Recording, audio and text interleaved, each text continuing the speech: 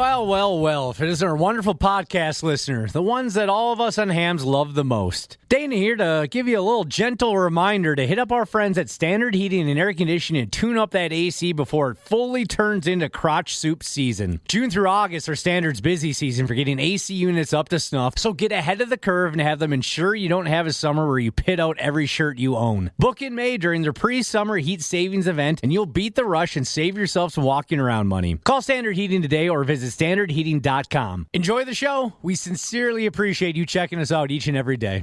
The 93X Half-Assed Morning Show. 93.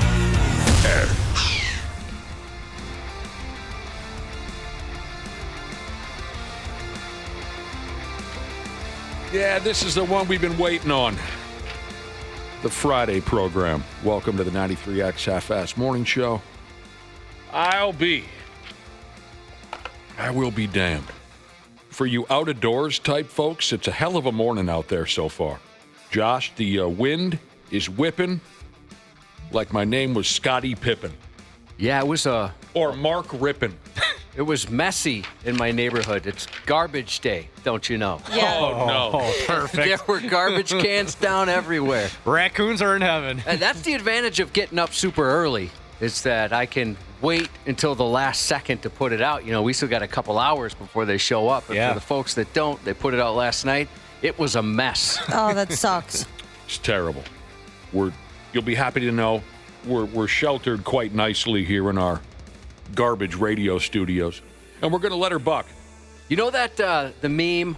There's the dude, I think he's in a hurricane. He's got long hair, and he's holding the American flag, and he's headbanging with all the wind coming at him. Oh, yeah. It felt like that on the way in this morning. It was Just a real battle. Yeah. It is. Yesterday was even worse, but yeah, this morning it's pretty windy. A few people texted in saying they lost power last night Oh, that's my worst nightmare.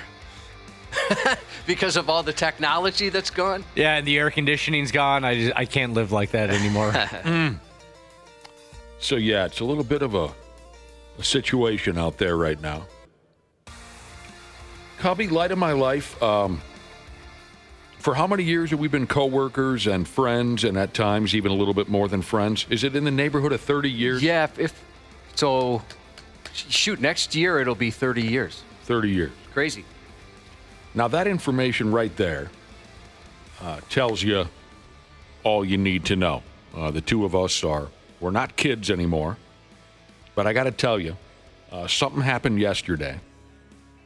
I've hit a mark.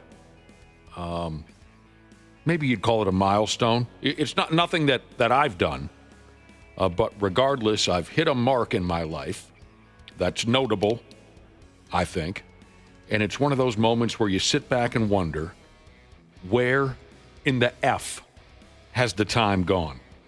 One of my lifelong pals is retiring.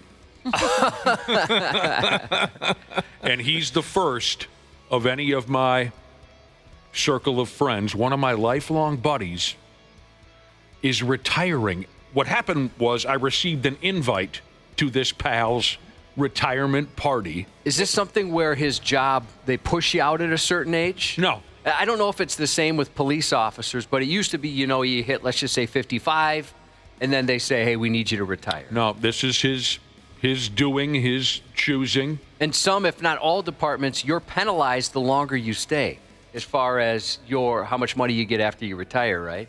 Your pension. I know nothing about this. So I can tell you this for the cops in my family. This is strictly a police thing? I don't know if it's strictly. It could be military too. I'm not sure. But I can just tell you with the cops in my family, I think the number was 55. You hit this, and they would call it your high five. So you're paid in your pension based on your high 5 years, the years you got paid the most. And for every year you stayed past that, they'd take a percentage away from you, trying to encourage you to go at 55. Now, it's a lot different now, meaning, it's before there'd be waiting lines to become a cop, and now I don't think that's the case, so maybe things have changed. But as far as you know, with your buddy, he could have retired at any time, or does he work in an industry where they say we'd like you out at this time? No, this is his choosing. It's all him. Huh? Yeah. And it just made me step back and say, damn, we've reached that point already? I mean, we go back me and this dude. And you guys have met him at least once. Lanahan. Oh, yeah. Oh, all right. He showed up last fall when we went to Turtle Lake, Wisconsin to the casino. Friggin' Lanahan, great guy, comes from a wonderful family, known him my entire life. He's going to up and retire. And it feels like just yesterday that Lanahan survived a game of dagger tag, which I've told you about when we were 12 or 13 years old. One of our dad's buddies had too much to drink and tried to stab Lanahan to death. Seems like yesterday. And now the Peckerhead is going to go ahead and retire. Lucky prick. And here I am. I'm likely to die on air before I get enough money together to retire. Yeah, I'm with you on that one. I hope folks like the same tired dick jokes in the year 20 and 55, because I'm going to be, if not here, somewhere else, I'm likely to be telling them still on the air. So he must be a good saver then. Very, very bright guy. Yeah. I'm sure he is as organized as a feller can be. Because it was just a few years ago that you learned how to pronounce 401k. You weren't even sure, well, what does that even mean? Dude, I'm the worst with money of anyone you've ever met. I don't understand a word of it. So, yes, I'm sure Lanahan is, I've never had these conversations with him, but I've known him my entire life. I'm sure he is very organized. You don't retire at 53 unless you have that skill set, I believe. So will he be traveling the world? Does he have any plans, or does he want to work at a golf course or a Home Depot? I haven't asked him. I really haven't even asked him what he plans on doing. I know I overheard him say to someone the other day, I'll stay busy or something along, but I have not asked him what his plans are. Are you mad at him? Not at all. A little bit? Not at all. Is anybody mad at him? Not that I'm aware of. That's good. Why? Are you mad at him, Josh? Am I? No, I'm impressed. Not at all. But I know too. I have a friend who, how old is he right now? He's 51, and he's 4 years, he's a cop. So 4 years, he's out. And there's some people that are like, F you, man, I wish I could retire at 55. You know, there's a few people that I think the joking around seems a little too serious. I can understand a little bit of jealousy and hatred, but do I feel any of that for Lanahan? No, I do not. The sumbitch made it. He made it. Now, a few people are, they're texting in, well, this is a sad reminder, but you brought it up to Randy Shaver when he retired, that sometimes when people retire, they've only got maybe 6 months to a year left in their life because they die of boredom or something. The next step after retirement is death. So maybe I should be a little worried. My mom, when she retired, she was back at work within, I'd say, 3 weeks. And the job she went back to was the one she had just retired from. Why? No way. Just because of boredom? I guess, yeah. I thought she was kidding. I thought she'd pick up a job like at an arts and crafts store, like a Bachman's or something like that. But no, she went right back to what she was doing. Like a boxer or a professional wrestler, she unretired. Yeah. Or an assassin. She tries to leave the game, but she's drawn back in one more time. It happens. When my dad retired from teaching, I remember somebody asking him, are you still going to sub and fill in once in a while? And the look he gave that person was the funniest thing I've ever seen. Oh, God, no. I'm never going near a school ever again. I mean, did he do any part-time work? I taught summer school and stuff in the summer, but no, nothing else really like that. Did you say he wouldn't go anywhere near a school? I thought you meant in like while he was still teaching. No. No, after he retired, he was completely done. Didn't do anything. I think I'd want to. Really? No. I'd want to do something. He golfs like 4 days a week. He's living his best life. No, I'm saying that as someone who will never be able to retire, but I'm picturing it, what it must be like. And I think I'd want to work somewhere, like a part-time store, someplace I like. A lot of folks say that. I've said that. If in fact we get the chance to retire from this nightmare, I have an idea of what I'd like to do to keep myself busy, a part-time job. But then maybe, but Josh, maybe once you get there, you don't want to move a muscle until the day that you die. Yeah. Because it'll feel so good. We don't know that feeling yet. We assume that, we'll still want to stay. I've told you that I have this little fantasy of being the old man at the grocery store stocking. I would love, but at the same time, maybe once you hit that couch, you're never going to want to leave. Yeah, you might be right. I wonder, maybe that when you're in that situation, it's different. Yeah. How do you think this is fair? So let's say I retire at 65. That's what, the average age? Sure. At least that's what you always hear. Now, my wife is a couple years younger, and she wants to retire at the same time, and I don't think that's fair. No, you got to wait till you're 65. She should wait. Why do I have to go to 65, and you can go to 62 or 63? No, that's not fair. Yeah, she can't do that. She should go to 65 or 70, really, because the difference in what the two of you pull in financially is so ridiculous. But women live longer. You're right. She should work till 70. She should go till 70. Knows everything about nothing. Jesus has chimed in on the topic of retirement at what age. And he said he works for the state, 55, and he could retire if he wanted to. So maybe it is a government thing. My only experience was people I knew who were cops. So that's pretty sweet. My mom did work for the government. I guess I don't know if she had that same deal or what. The government. A broken lifted 79 Chevy Jesus said he's setting himself up to retire at 39, but only for a week. That's something. So there you go. Yeah, the next step after retirement is, of course, death. Which brings me to this latest Final Destination movie. I'm so pumped for this. This is the 6th edition of the Final Destination movie coming out today, okay? And I told you guys a couple weeks ago, it's not as if I've been a fan of this series, but I do remember a couple of moments from this series, Final Destination movies, that I found to be really entertaining and fun. I mean, I think I've seen a little bit of the first one, a little bit of the second one, so it's not like I'm some kind of a, fanboy. Is that the word? Yeah. Is it worth it?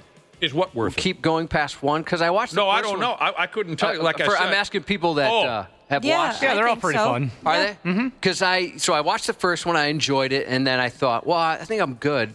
Yeah, I thought it was a real cool premise. At the time it was so original. Well, maybe it wasn't, and I just didn't realize it, but it seemed original to me. So I enjoyed the first one. But you're saying the other ones are good? Yeah. They are. It doesn't take a nosedive. So what happened, though, even though I've never been, deeply dialed into this movie series, a couple weeks ago I saw the trailer for this here latest called Final Destination Bloodlines. I saw the trailer, and I ended up laughing my nuts off because, of course, they just try and come up with the most ridiculous chain reaction, overly violent movie deaths imaginable, and it cracked me up. So I doubt I'll get around to seeing this anytime soon, but it comes out this weekend. Ashley, you said you're pumped. Does that mean you're going to make an effort to go see the damn thing? Yeah, maybe. Okay. Why not? I like going to the movie theaters. It's gotten great reviews. It's the highest rated one of the series so far. Is that right? Mm-hmm. Oh, cool. Somebody or another called Consequence.com put together a list of the most ridiculous. Did you catch that? Yeah. And you'll understand why that happened here in a second. They put together a list of the most ridiculous death scenes in the movie series so far. I remember seeing a preview for the first one, laughing in the theater, whatever movie we were watching when we saw that. I thought was that the airplane one? Yes. The first one? Yeah. Okay. Yeah. Oh, maybe I've seen, which is the one with the log? I think that's the second one. Okay, maybe I have seen two then. Mm-hmm. So I remember that scene, certainly. Though that's a popular meme on the internet. There's a logging truck in front of a car, and the logs come spraying out and just murder people on the highway. And so the meme is always like an entire generation of people will never be anywhere, will go out of their way to not be behind a logging truck on the highway. I had a ladder. 100%. Mm-hmm. I had a ladder fly off a truck and come right at me, and I was on a motorcycle at the time, and I thought, well, this is it. Yeah. Yeah. But I got lucky. That should have been it. You dodged it? Well, no. I wish I could give myself credit for being incredible Some behind. sick wheelie over it. He leapt off of his motorcycle, climbed the ladder to the other side, and reseated himself on the motorcycle. And No, Sweet, the dude. bottom of the ladder hit the ground, but the top was on the back of the pickup bed, so it was like at an angle. I jumped over the pickup. Right. Oh. Right. No, as I panicked for a moment, I was in the middle lane behind this thing. I don't know, maybe 4 car lengths. It came straight at me and then curved. Like it just took a real sharp turn and went right off the road. So it didn't hit anybody. No, nobody swerved. Nothing. Rode his motorcycle up that ladder, over the vehicle. But while you were in midair, you froze.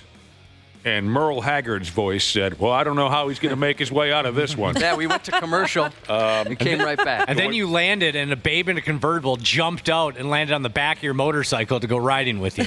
Dana, there was already a babe on the back of that thing. A second babe joined you. There was no babe. I was going solo. So here's the deal. This is what they've been going for from the get-go, the folks from the Final Destination movie series. They just think up the most overly violent and ridiculous death scenes with wicked chain reaction type sequences. So, kind of like Saw. Some of those deaths were so creative. That's what I never. The first Saw movie I enjoyed. The other ones I thought were just okay, kind of silly. But some of the how do you think of stuff like that? It's just like the time. Yep, time is good. Marijuana. You think it's marijuana? You get Not something stronger. Really, you get 5-6 creative people in a room, and you give it time and marijuana cigarettes, and that's how. In my opinion, that's how you come up with the elaborate. Right. Yeah. So, again, this website, consequence.com, put together a list of the most ridiculous death scenes in the Final Destination series so far. I'm not going to go through all of them because some of them aren't explained terribly well. It's difficult to explain how some of these death scenes play out. So some of the way it's explained in this article, it's just confusing. I picked out just a few that I thought were fun to read out loud. From Final Destination 5, and maybe if you're a junkie for this series, you know exactly what I'm talking about. From Final Destination 5, there's a scene where a character named Candace is blinded by chalk while doing a gymnastics routine. Oh, yeah, this is a good one. You know how they put the chalk on their hands? Yep. She's blinded by the chalk, and she snaps her neck and her spine. That one took so long to get to. Oh, and you're just waiting because you know what's coming. You know something bad is about to happen. And they tease you. Mm-hmm. That's the best part. Is you're like, oh, that's going to be the thing that kills her. No. Oh, what's next? In the 4th edition of the Final Destination movie series, a character named Hunt has his guts sucked out by a pool drain. Oh, this one messed me up a little. Out his ass, and then the eyes fell out. That's unfortunately happened before, terribly. Yeah, this is one that has scarred me in real life. Stay away from those. In the Final Destination, must be the first one, a gal is at the salon. A rock is shot across town from an outside lawnmower. And it comes into the salon, into her eye, and puts a hole in her skull. Yeah, that's ridiculous. F me running. She's just getting her hair did. I didn't know that was a possibility when I was getting my hair done. No. I forgot about that. Some guy mowing the lawn a few blocks away, you know, the blade's caught a rock, shot it over into the... Have you ever had something like that, not go through your eye and pierce your brain, obviously, but ever been hit by something that a lawnmower or weed whip has kicked up at that you? hurts. Oh, yeah. Oh, man. Smacked myself in the ankles or whatever, you know, had it come back and hit me or... Yeah. I've used a weed whip and got it, a whip and got it on the eyelid. Ooh. Oh, man, Ouch. that was a close one. Ouchie, ouchie.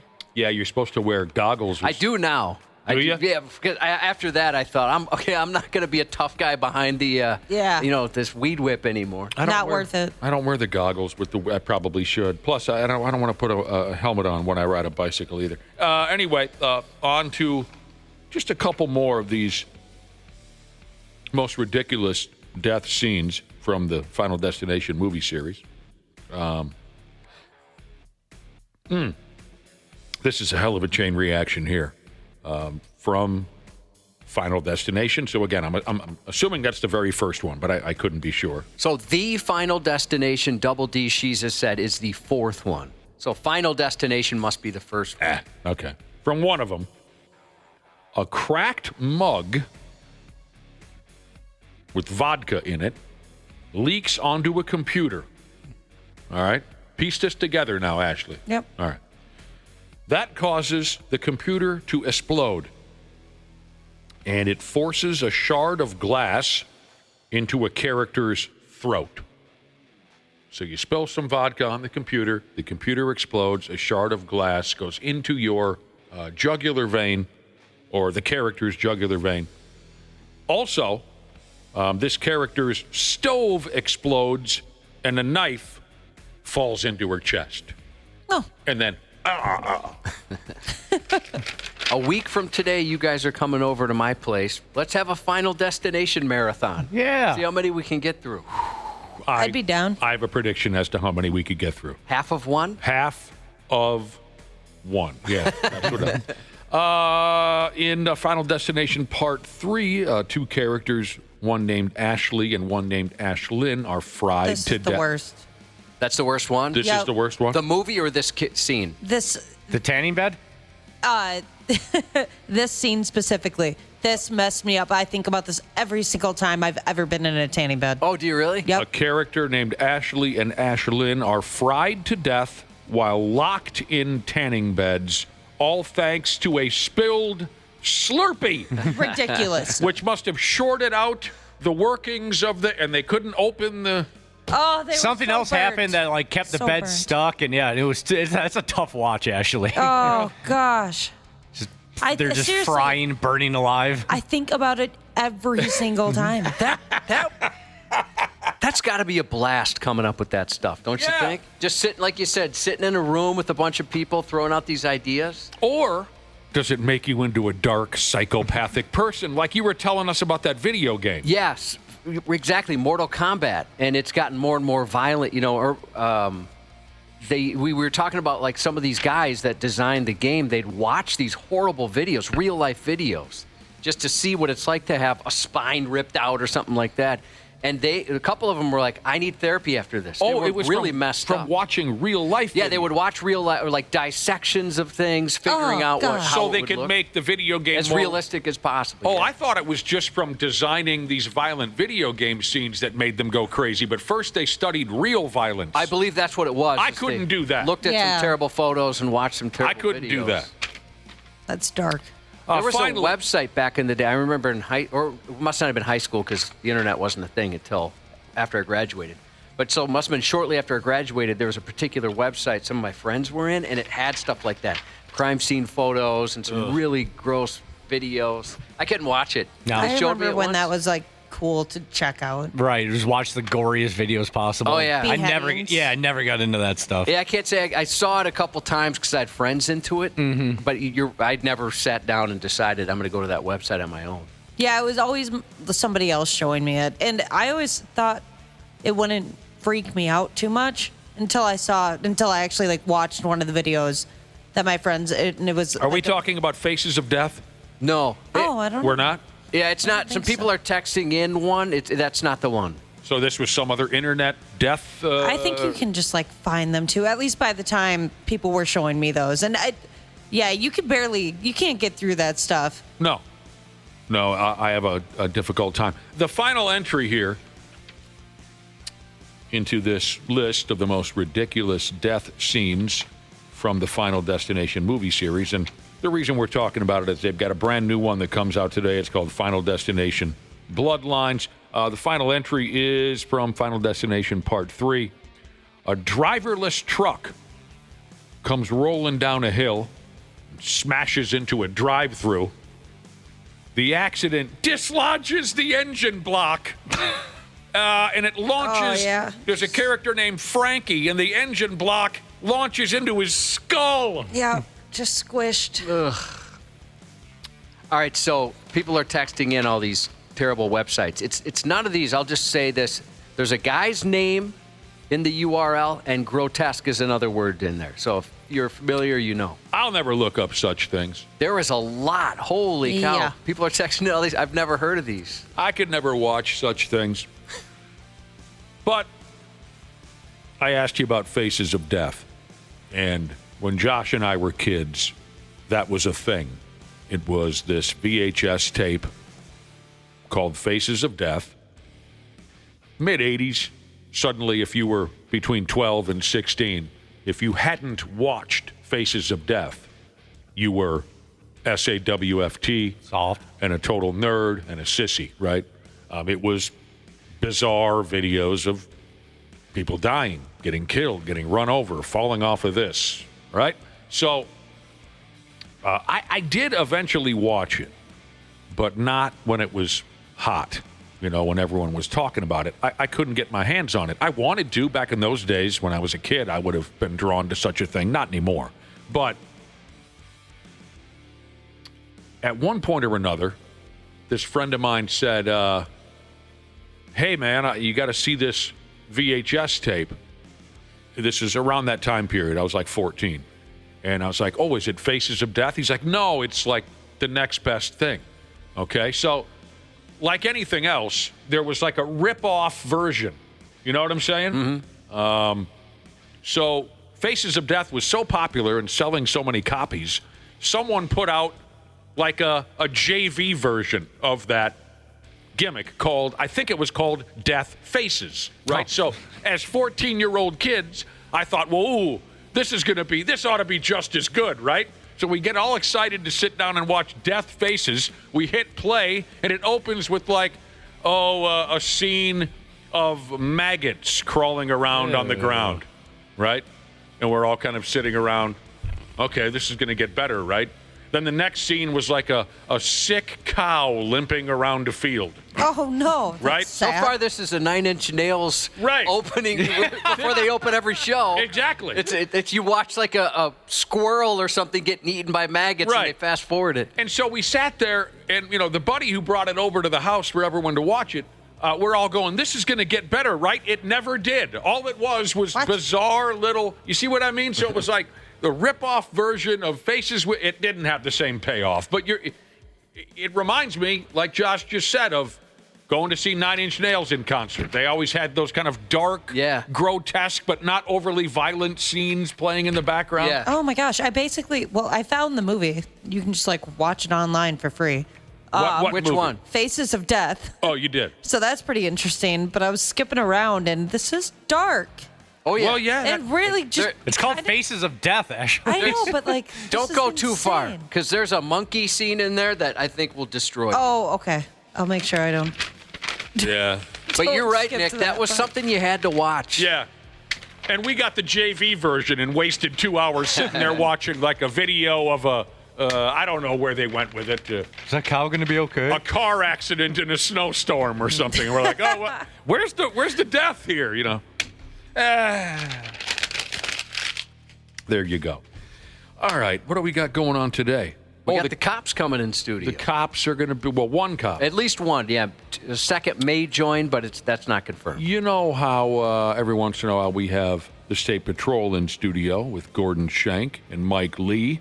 Today, at least where we stand right now, it's just going to be Mike Lee coming in. I think they want to warn us about drinking and driving. Speed or enforcement. Faces of Death or something. What is it? Yeah, speed enforcement.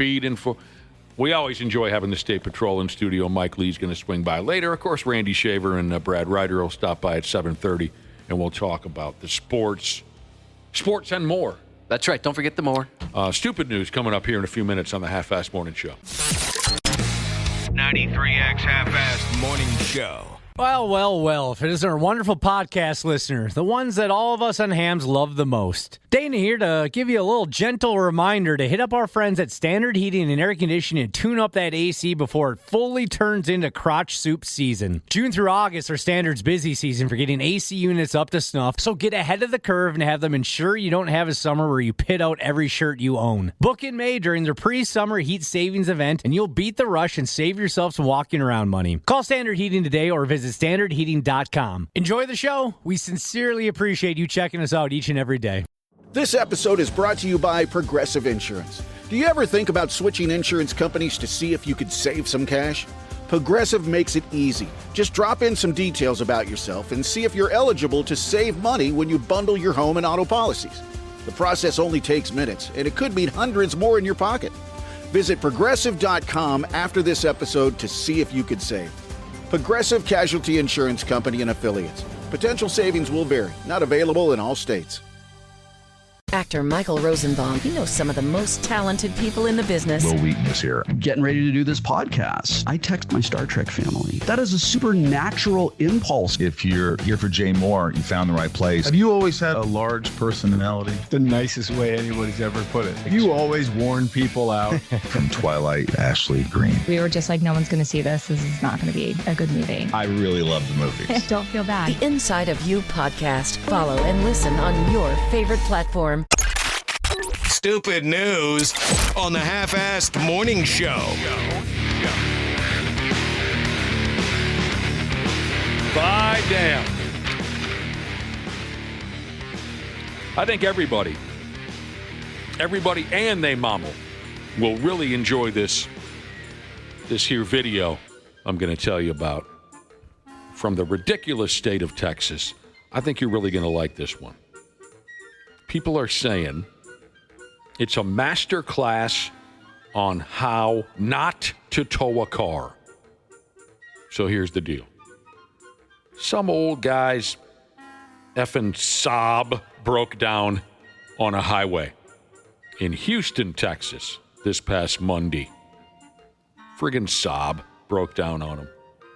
Instead of calling a professional tow truck driver, dude hooked up a big chain to his broken Saab and asked his girlfriend to tow him behind her big old Ford Expedition-looking SUV. Her vehicle looked like an Expedition to me. I can't be sure, but it's an SUV of that same size and build.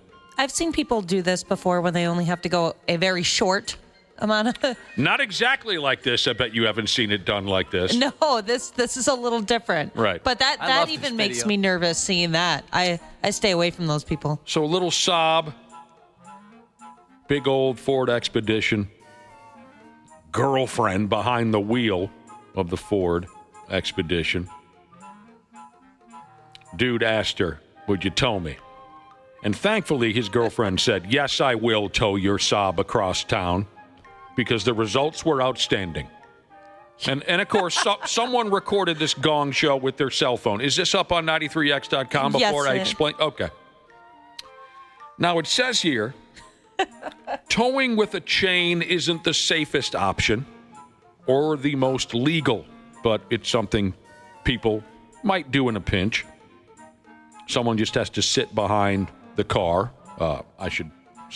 Someone has to sit in the car being towed to steer it and ride the brakes. I have been involved in one of these setups. We did not use a chain. We used a tow strap, but that was... Did you know enough to tow it from the front end and not the rear? Yes.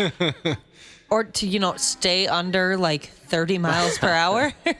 This clown-ass couple down there in Texas, they made one key mistake. They hooked the chain up to the back of the Saab and towed it backwards. And that plan went into the toilet faster than you can say Jack Robinson. In the video, the big old SUV is towing the little Saab backwards, and the Saab is just being ragdolled all over the damn highway. You like losing control, I heard when his tire blew out. She was trying to talk to him, but he didn't want to hear nothing. You don't have just the audio of the squealing tires for 45 seconds or so, do you, Josh? I put that in the middle. Oh, God.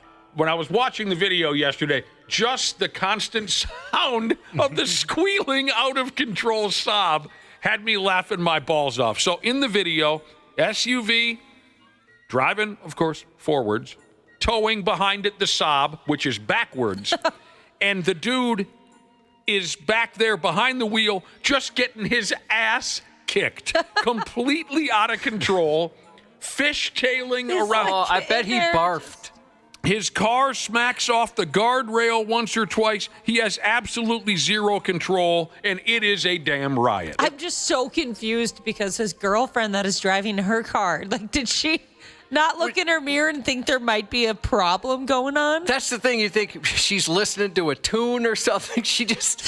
Most people would be smart enough to pull over and say, hey, this doesn't seem to be going right. Yeah. If you guys, when you drive by and you see burnt rubber on the road, Do you try and figure out what must have happened? I do. I usually try and think, was this a possible act? Somebody blow a tire? Yes. Can you imagine seeing this with all the rubber that was laid down, trying to figure that one out? Try tracking that. I bet the most seasoned investigator would have trouble figuring that out. I mean, again, it was like a rag doll was being drugged behind a motor vehicle. According to the story, Ashley was just wondering, according to the story, his girlfriend driving the tow vehicle started off going too fast, which broke the axle on that little Saab. Oh. And, of course, that's when things really started going sideways, literally, for the dude back there. He was hanging on for his damned life. Yeah, he could have died. When I first watched the video, I hadn't read the story yet, and I just clicked on the video. I didn't know anybody was inside until towards the end. Yeah. It made it so much better. You see the guy, he's just hanging on to this thing. He's tried so hard. I know he is. He's facing backwards and just completely, you have to see it, hanging on for his life. How or why the girlfriend doesn't stop her vehicle when she saw how terribly the process was going, I don't know. Josh said maybe she was listening to a tune. Maybe Ashley said maybe she wasn't bothering looking into her rearview mirror. Maybe this was some kind of punishment. But it was so loud. One eyewitness said they saw the girlfriend laughing as she drove. Oh, bogus. No one got hurt. It's very hard for me to believe that the dude back there getting towed didn't hurt himself at all. I mean, he was in the effing spin dry. He's got to have whiplash. Oh, God. One of the witnesses said afterwards it looked like they were going to fight. Oh, yeah? Like fist fight. He was so upset. No way. That friggin' Saab is done. Yeah. I mean, I get it. I'd be furious too. It goes forever. But, that's kind of both of your fault.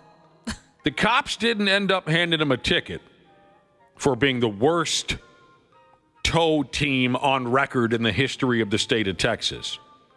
Unfortunately, the dude had an outstanding warrant in Georgia, so they arrested him and took him to jail for whatever that deal was about. He and his girlfriend told the police they didn't call a tow truck because they didn't have the money, but now his car has been turned to garbage and might be totaled, so F me.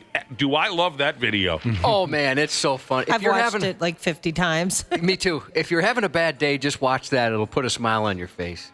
We mentioned earlier that we're going to have the State Patrol in today, at least Lieutenant Mike Lee. We'll have to show him this video if he hasn't already seen it and get his response. I'm not trying to put anyone to work, but by the end of the day, do you think we can just get the audio of the tires screeching for that 30, 40 seconds? Because that was killing me yesterday. Maybe it won't pay off on air, but I was at home yesterday just hearing the sound of the constant out-of-control vehicle cracked me up. Yeah, I'll have to listen off air because I don't remember if the people recording it were swearing. Yeah, don't worry. By the end of the day, if you get around, it doesn't matter. I was loving it yesterday. Maybe today it would go nowhere. I mean, that in the clip, when you hear just in the middle there, let's see, I can maybe just isolate it. Oh. But that's real. I mean, that wasn't a sound effect. It sounds like a sound effect because it's so loud. And picture this poor bastard facing backwards in this Saab, hanging on for his very life. That was 3 seconds of, all right, I got to get a hold of myself here. Yeah, some of the texts coming in are funny, like Bug-Eye Wagon Jesus. There's no way anyone with any common sense would tow a car like that. Seriously. Why did they go backward? I don't know. And how did they immediately not stop? I mean, maybe because they've seen a professional tow truck tow a vehicle backwards. Maybe. Right. And but that's very different than a single chain between one vehicle and the next. I mean, come on. We couldn't even look it up to be sure. Couldn't Google it quick. Right. How to tow a car. Yeah. I mean, I would probably, it is very common sense to do it facing forward, but I would probably look it up just to make sure, to double check that I did everything correctly. Where? Oh my gosh. If you've ever had any kind of an elaborate towing disaster, feel free to tell us about it. Now I'm in the mood to hear all about stuff like this. 651-989-9393. I know one time my dad had all of his hillbilly fishing buddies up at the fishing shack. And this is when they were, older guys, 75, 6, 7 years old. And my dad was driving and towing a boat that he was going to launch. And all of his elderly buddies decided to sit in the boat, which isn't normal, of course. But they were older and full of beer. So the 4 or 5 other old timers were going to sit in the boat while my dad backed it into the lake and launched it. My dad did not hook up the trailer. One of these other old boys did, and he did not pay attention to what he was doing. So there's my dad going down the road, not fast, probably only 30, with all of his old timer buddies sitting in the boat, and the hitch comes off, and all these old timers are being thrown around. Oh, that's great. Beer cans up in the air and cowboy hats falling off of heads because they didn't hitch it up properly. He about killed these bastards, and it wasn't his fault. I would have loved to have been to see that. Been there to see it in person. All right. Apparently, when big shot Hollywood actor Brad Pitt isn't hanging out with big shot Hollywood actor Tom Cruise up at Tom's cabin in the Brainerd Lakes area, Brad chills over there in New Zealand. Wherever that is. New Zealand, Cubby. I've heard it's wonderful. Do you still have a girlfriend living out there? Not anymore. No. She was deported for being too hot. It's a weird rule they have there. Where did they send her? Australia. Australia. Not a far. There's a lot of attractive women in Australia. Her being in the top 1%, of course. Apparently, when Brad Pitt isn't here, he goes to New Zealand. All right. Anyways, Brad Pitt, the man who played Floyd in the movie True Romance, of course, he rolled up to a McDonald's restaurant drive-thru in Auckland, Australia on Easter Sunday, and a young fan spotted him in his car. The kid approached him to say hello. Of course, the kid fired up the cell phone to record it all and then posted the video on social media. In the video, the young girl asks Brad to say hello to her dad. Happy Easter. Thank you. Oh, that's sweet. Okay. At first, he says, no, I will not say hello to your... But then he quickly changes his mind and he says, I'm sorry, hi, Dad. And then as you heard right there in the audio, he said, all right, moving on, happy Easter. He looked very pleased. He didn't look uncomfortable or bothered at all. I've heard he's, when they talk about celebrities that are nice guys, I've heard he's one of them. And so, I didn't think you liked the movie True Romance. Maybe I'm confusing that with a different movie. I think you are, yeah. At any rate, McDonald's New Zealand is so pumped that Floyd from True Romance swung into one of their restaurants that now until Sunday, if your name is Brad and you live in New Zealand, McDonald's will hand you a free quarter pounder. That's awesome. That is awesome. You can't beat that deal, right? No, I like quarter pounder with cheese is my favorite McDonald's burger by far. I've never had it. It's delicious. It's the bomb. It slaps. What American has never had a quarter pounder with cheese from McDonald's? I just got crap for this for the other day. I'm a chicken you should girl. get crap for this. I've always just been a chicken girl. So you don't know anything about fast food cheeseburgers? Well, Culver's, but that's different because they've got those butter burgers. You have to get those. But I'd put a quarter pounder with cheese up against a butter burger any day. Really? Yeah. Yeah, delicious. I guess I've just never got around to it. That's not right. I like them so much I would order 2 every single time. Oh, well, yeah. Honestly, that's a half pounder with extra cheese. I think what happened is when I finally got to the age where I wasn't just eating chicken nuggets with honey, that's when I could figure out, or when they started putting the calories on the menu.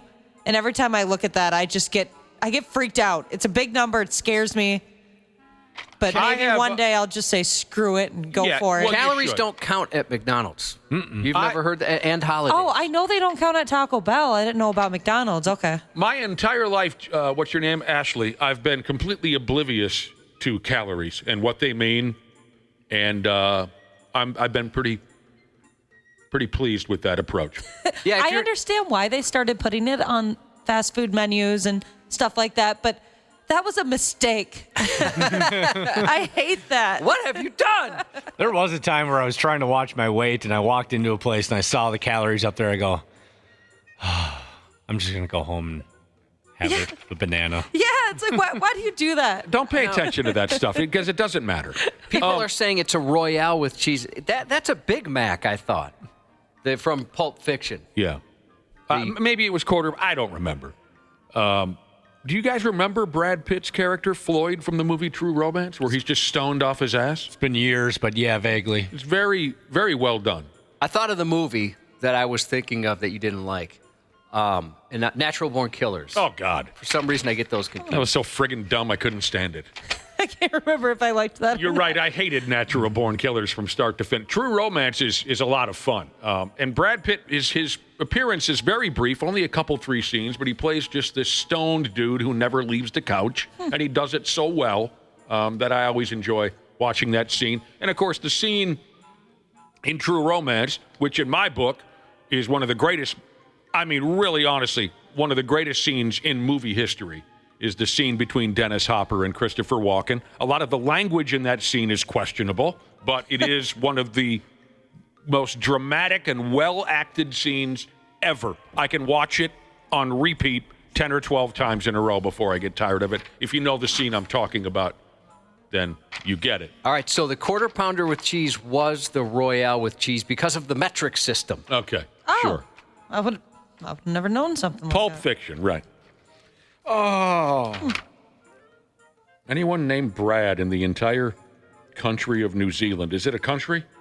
A country, I believe, yes. Anyone named Brad can get a free... What? I just wonder how common of a name Brad is in New Zealand. What is New Zealand? That is a good point. I doubt there's many Brads. I guess I'm not sure.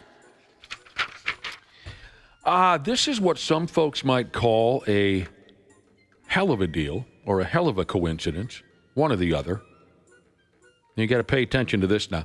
A traffic monitoring camera somewhere's over there in Switzerland country, I believe. A traffic monitoring camera somewhere's over there in Switzerland got triggered by a fast-flying duck breaking the speed limit. Now, folks over there are saying that this duck whipped by the traffic camera exactly 7 years to the day after the same thing happened in the same spot at the same speed. Are you able to follow all that? Yeah, I remember us talking about this the first time. Oh, you do? Yeah, just because of how silly it was. The duck looks fake. That's what's crazy. Don't start that. Now people are going to go online and say, well, it's all fake. Oh, no. It definitely is real. It just... They're just so funny looking and animated looking. So the speed camera was triggered April 13th. So that was a couple weeks ago, month ago. And it captured an image of a male duck traveling at 32 miles per hour in a 12 mile per hour zone. A 12 mile per hour zone. Boy, you can't go very fast in Switzerland. A similar looking duck triggered the same camera on April 13th, 2018 by flying at the same speed. It's so their kin. Well, some people are wondering, is it the same damn duck returning to the scene of the crime for a repeat offense? 7 years? Is that what I said, Josh? Yes. Yep. 7 years Correct. Separate the two pictures where the camera caught this duck flying. 7 years to the day, same time, duck traveling at the same speed. I love this duck. Well, birds, right? They have some kind of an internal navigation system, right? Yeah. Yes. I don't know if ducks fall into that category, right? They migrate at the same time, this and that. The town over there by the name of Colzig or something, it doesn't matter, They went on the Swiss internet and said this was no prank. They said that computers control the cameras. They're not effing with us, they said. And the town wrapped up their online statement by saying, and I love the way they put this, they said, "We hope you enjoy pondering curious coincidences, criminal activities of animals, and the maximum flight speed of ducks." Cute. 32 miles per hour, that's a pretty good rip. I didn't know they could go that fast. I know they can go that fast when they're attempting rape. Gosh, that story just haunts me every time it gets told. I just told that story recently where, I think it was last year this time, my wife and I witnessed a 2-on-1 duck rape on our property. It was violent and it was terrible, and we ran out in the yard and we broke it up. My wife was furious. She was she was talking to the males. What is the matter with the both of you? We had to chase them off our property. I mean, we're not gonna host a duck rape. No, what led you to believe that our property was the spot for this, boys? And the female was just looking at us as if she was thinking, "Jesus, balls, that came out of nowhere. Thank you." All right, whatever happened to getting old? It's simply the most frightening thing in the world to a lot of people. Specifically, appearing to be old or older. It terrifies a lot of people. Back in the day, your hair went gray or it fell smooth out, your skin gets wrinkly, your nuts drop, your boobs fall down to your knees. So effing what? That's just getting old. Nobody feared it. They embraced it. Not anymore. So, because of our new global fear of looking your age, you know how it is, Cubby. Every 15 minutes or so, somebody comes up with a new bizarre anti-aging gimmick. It's exhausting and usually pretty ridiculous. So let me dump this on you. In Thailand, women's are lining up down the block so they can have bright pink circles tattooed on their kneecaps. Ouch. Yeah, that sounds painful. You see what I mean? I saw pictures. What does that do? I don't get it. The gimmick is believed to enhance a youthful appearance. I should have edited that. It's supposed to make you look younger. So obviously they have a few different ideas out that way in Thailand, Asia, whatever. They're nuts about the anti-aging techniques over there. Pardon me? I'm trying to think. Are like pink knees a sign that you're younger? Yeah, I never would associate the two. I guess my knees are pink. Well, I would assume sunburn. Yeah, I think I sort of have an explanation for that question. Okay. Before we go. I think I do. One tattoo artist said he gets 500 messages a day from gals looking to have their kneecaps colored pink. That kind of sounds like an exaggeration. It does. Hopefully. Each knee tattoo costs around $120. That's not bad. Unlike a regular tattoo, the ink will fade over time. Now, God help us, there's also a clinic in Thailand that offers genital tattooing. The elbow will be tattooed. Oh, no, thank you. The armpit, the heel, and your scalp can be tattooed. These are the worst places possible. Yes, exactly. For people who are looking to maintain a youthful appearance. You get your gear tattooed, I guess, to make it look like it's not falling off of your body, which is what happens when you get older. Your genitals just kind of drop to the floor. So some kind of tattoo is going to correct that. The elbow, I suppose, I don't know. But if you have loose skin and whatnot, what does a tattoo do to... Exactly what I was thinking. Cover that? I mean, maybe the pink color just makes it look younger. That must be it. The pink color just makes it look younger. The armpit, the heel, your scalp. I guess I didn't realize that you lose that, I guess, pink ting. That's so weird. Okay, now all of a sudden it's becoming more clear to me. Those would all be spots, except I don't get the scalp.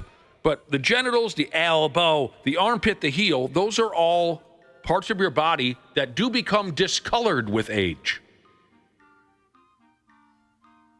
Right? I guess I've never noticed that on my parents. I haven't noticed that either. Okay. Maybe I'm wrong. I'm trying to figure out how old you are. Let me look at your knees, scalp, and heels real quick. Yeah, what? Don't look at my knees. Or your genitalia, for Christ's sake. How old are you? I don't think you can ask also, that question. Take a look. This doesn't look subtle. This looks insane. Yeah, I wonder if it kind of chills out. Yeah. You're right. The pictures they show, it's outrageous. Especially if you get it done on your knees. What are you doing? That doesn't say that you're younger. That says other things. Yeah, exactly. People are texting that in. I'm in the middle of a cough. People are texting that in, Ashley. Oh, really? That Good. it might suggest what you're up to in the wee hours of the early morning after a bar or something. That crossed my mind. That pink color must fade. I think that would make sense. Yeah, that's what it says. Maybe this answers your question from a minute ago, Ashley, where you were saying, what about the pink? What is that? You got to remember, in the Far East, they have some different ideas. It says here, pale skin with pink undertones has long been the beauty standard in the Far East. A pale appearance is associated with living a more comfortable, cosmopolitan life. Out of the sun. The more pale and pink you are, like out of the sun. What a mess. I've been trying to live a more cosmopolitan life lately. How's it going? Not very well. He just drinks Cosmos, is what he means with the gals. Little girl talk. I don't know what's going on. Ouch. You named like all the places I don't want to get tattooed ever in my life. Those are, genitalia, very sensitive to a tattoo. Elbow. Oh, I'm definitely going to be one of those people. A lot of people that have full sleeves, they sometimes give people crap if they have full sleeves and don't do their elbow. Because a lot of people will like do a spider web so you don't have to do the center. Right. I'm definitely going to be one of those bitches. I'm not doing that right on my elbow like that. You've mentioned that before. You've mentioned that before, that there's like a toughness code in the tattoo community. Yep. Where there are certain parts of the body where you can prove you're for real. Yeah. Right? If you get this or that tattoo, because it hurts worse than others. Sure, the gear, sensitive elbow, armpit. Yeah, that's a big one I've heard too. Thank you.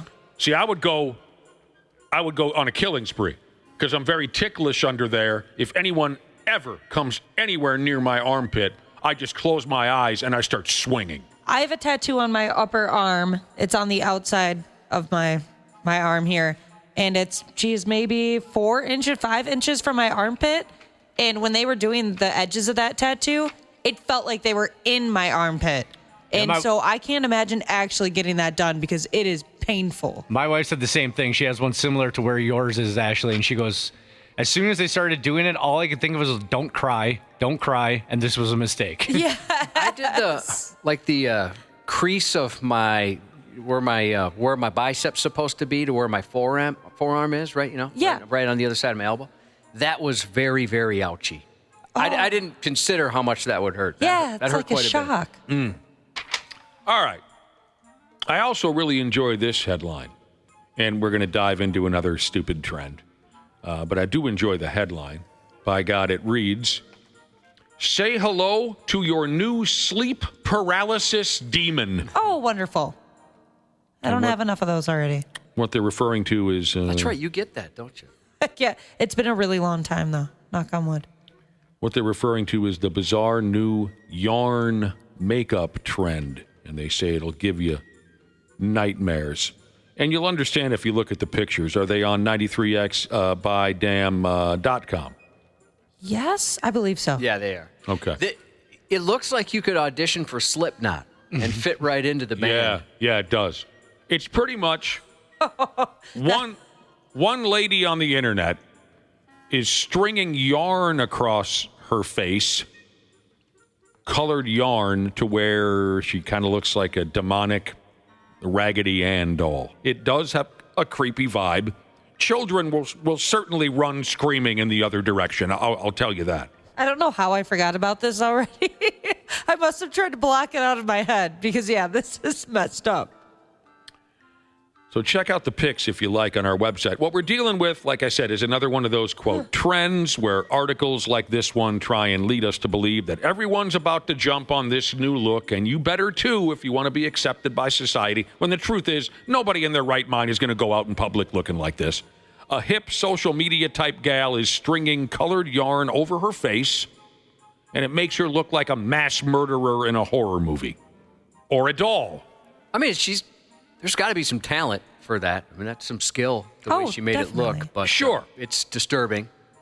I can't imagine it's good for your skin either. She has a specific skill set. There's no question about it. All the hip young New Yorkers are going to be all over this for the next week and a half until the next gimmick comes along. So check that out. The look reminded me of that movie, The Strangers, which I really liked. Me too.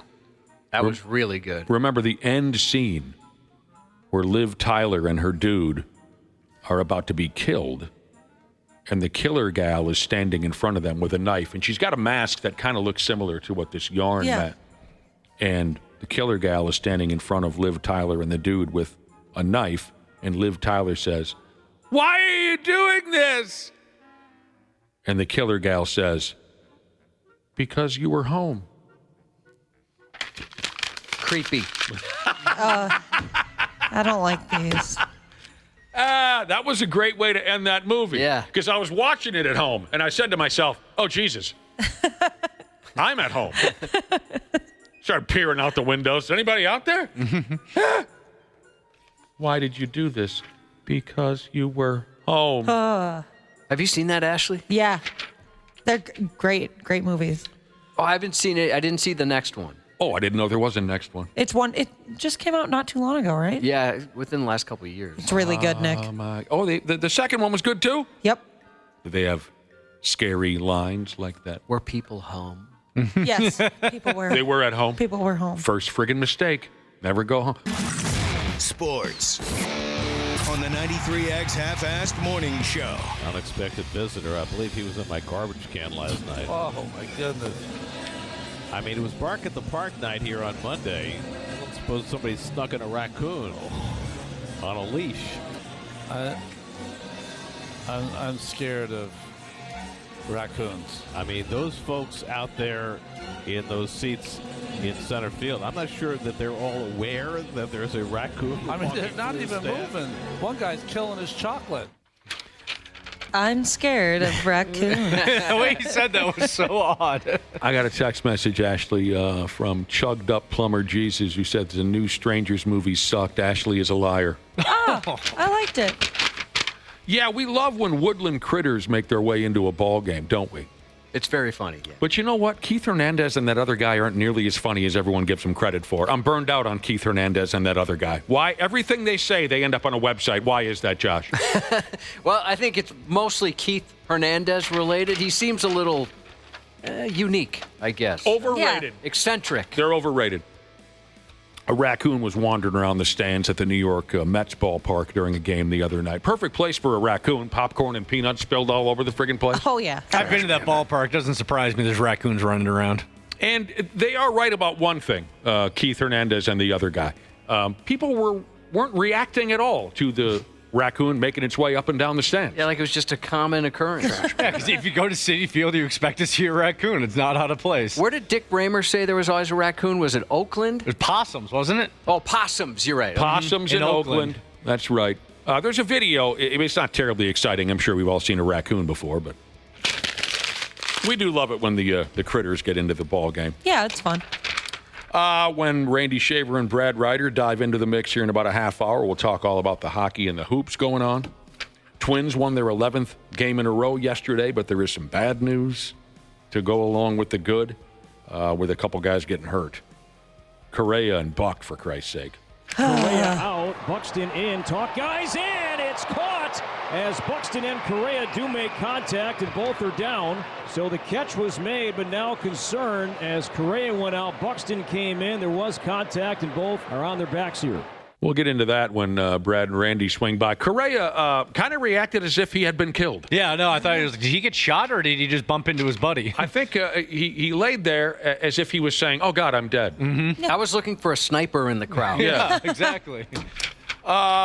Speaking of the Twins and Brewers all weekend over there in Wisconsin. Oh, that's always a drunk fest. Just nothing but 7-1-5ers with beer muscles. You know what I'm talking about, Josh? We can go over there and we should straighten some of them out. 7-1-5ers all whipped up on, what do they drink over there? Milwaukee Fast Milwaukee. Ice. Huh? Old Milwaukee. Yeah, that's not the one. They drink a lot of Busch. No, but that's not the one. They got a hard-on for some kind of a cow.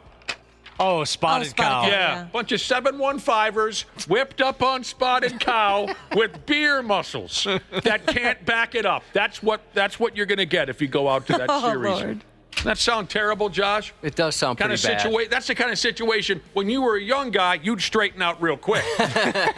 Josh, run out real quick. No, you would handle your bit. Josh's news is coming up right quick. The 93X Half-Assed Morning Show. Well, if it isn't our wonderful podcast listener, the ones that all of us on hams love the most. Dana here to give you a little gentle reminder to hit up our friends at Standard Heating and Air Conditioning and tune up that AC before it fully turns into crotch soup season. June through August are Standard's busy season for getting AC units up to snuff, so get ahead of the curve and have them ensure you don't have a summer where you pit out every shirt you own. Book in May during their pre-summer heat savings event, and you'll beat the rush and save yourself some walking around money. Call Standard Heating today or visit standardheating.com. Enjoy the show. We sincerely appreciate you checking us out each and every day. This episode is brought to you by Progressive Insurance. Do you ever think about switching insurance companies to see if you could save some cash?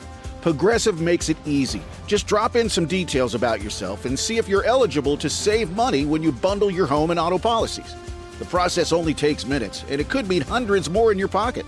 Visit Progressive.com after this episode to see if you could save. Progressive Casualty Insurance Company and Affiliates. Potential savings will vary. Not available in all states. Actor Michael Rosenbaum. He knows some of the most talented people in the business. Will Wheaton is here. Getting ready to do this podcast. I text my Star Trek family. That is a supernatural impulse. If you're here for Jay Moore, you found the right place. Have you always had a large personality? The nicest way anybody's ever put it. You always warn people out. From Twilight, Ashley Green. We were just like, no one's going to see this. This is not going to be a good movie. I really love the movies. Don't feel bad. The Inside of You podcast. Follow and listen on your favorite platform. 93X Half-Assed Morning Show. Isn't that a religious show? With all the Jesus and Sheezus talk? Oh, hell no. Just kidding. They suck. 93X. You always think the worst, that he's going nuts now and will shoot around and that's it for us. A fast food manager was accused of shooting at his coworker over burned biscuits. Somebody's biscuits were burning. 22-year-old Rodney Wood, a Popeyes manager in North Carolina, was accused of shooting the victim about 6 p.m. Sunday. A customer told police the altercation started from an argument between Ron Wood and another employee because of the overcooked biscuits. He was going in the back and was starting arguing with the guy over some burned biscuits. He took the plate with the burned biscuits and threw it on the ground. The witness said both went outside after one challenged the other to a fight. That led to a physical altercation, which led to Wood whipping out a gun and Wood discharging twice at point-blank range. Both shots hit the coworker, one in the penis, and the other in the chest. That's a shame. When officers arrived, Wood was gone. If it was point-blank range, Josh, that leads me to believe that the guy's name is Ron Wood. Ron Wood, yeah. Which is hilarious in the first place. If it was point-blank range, I didn't even think of it as a penis joke. I'm just thinking of the guy that used to play guitar for the Rolling Stones. If it's point-blank and a guy got shot in the penis, that leads me to believe that he aimed at the guy's penis. It was intentional. It was intentional? Yeah. Well, unless, I guess the other thing is maybe the recoil from shooting him in the chest. And he overcorrected. I suppose. And then it went straight down, and then he shot him in the penis. It's one thing to shoot a man. Another thing to shoot a man intentionally in the dong. They hated each other. They really did. So I believe they legitimately did. So I think he shot him in the penis. God dang. Other witnesses say Wood ran away, but police found and apprehended him within the same shopping center. Wood tried to justify his actions, but the affidavit said he failed to articulate a credible imminent threat of deadly force necessary to support a self-defense claim. The two had conflicts in the past, which caused Wood to request a transfer to avoid working with the other employee. He seemed very nonchalant about it if you watch the video. It's like, oh, well, I just shot that guy in the nuts. I'll just walk back inside now. Oh, all right. Now I'm going to leave work. I'm just going to get out of here now. He must have an interesting background. Ashley, do you know the real Ron Wood? Who used to play guitar with Rod Stewart and the Rolling Stones? I want you to look him up on Google Images and tell me how many beers it would take for you to dangle with the real Ron Wood. A lot. Okay. A lot of beer. All the beers? All of the beer. All the beer. 34-year-old Felicia Archer was booked into a Florida jail after video surveillance showed nacho average crime. Archer spit into nacho cheese served to a female customer she reportedly had beef with. Surveillance footage and eyewitness accounts reveal the victim ordered a side of nacho cheese with her Taco Bell meal, only to discover it had a little extra texture, a viscous, mucus-like mystery swirl featuring an unsavory saliva to salsa ratio. Man, that's gross. The store manager reviewed internal surveillance footage, which showed Archer leaning in for a premeditated phlegm plop, intentionally spitting into the nacho cheese cup before serving it to the victim. When confronted, she admitted she did add the mouth-made special sauce on purpose, explaining she had, quote, beef with the customer, a woman she believed was making some moves on her boyfriend. Yeah, that'll do it. Mm-hmm. She has since been booked into jail and is due back in court on Tuesday. Mouth-made special sauce. She made it just for her. I try not to make any moves, Josh, on anyone's boyfriend. I'm with you on that. Too dangerous. But it makes me wonder. I wonder if anybody's ever spat in my nacho cheese. Just because they didn't like the vibe I was putting out. You know what I mean? Because it's so easy to spit in someone's nacho cheese. I have a friend who he spit into somebody's meal when he worked at a restaurant. Oh, no. They had it coming. Did they? Okay. Oh, yeah. Yeah, they had it coming. It was obviously it was a customer, but do you want to give us any specifics as to why they had it coming? It was a couple of guys that would come into the restaurant where he worked. It was a fast food place, and they were dicks to him constantly. Throwing stuff at him. Okay. I mean, like grabbing their food and just picking on the guy.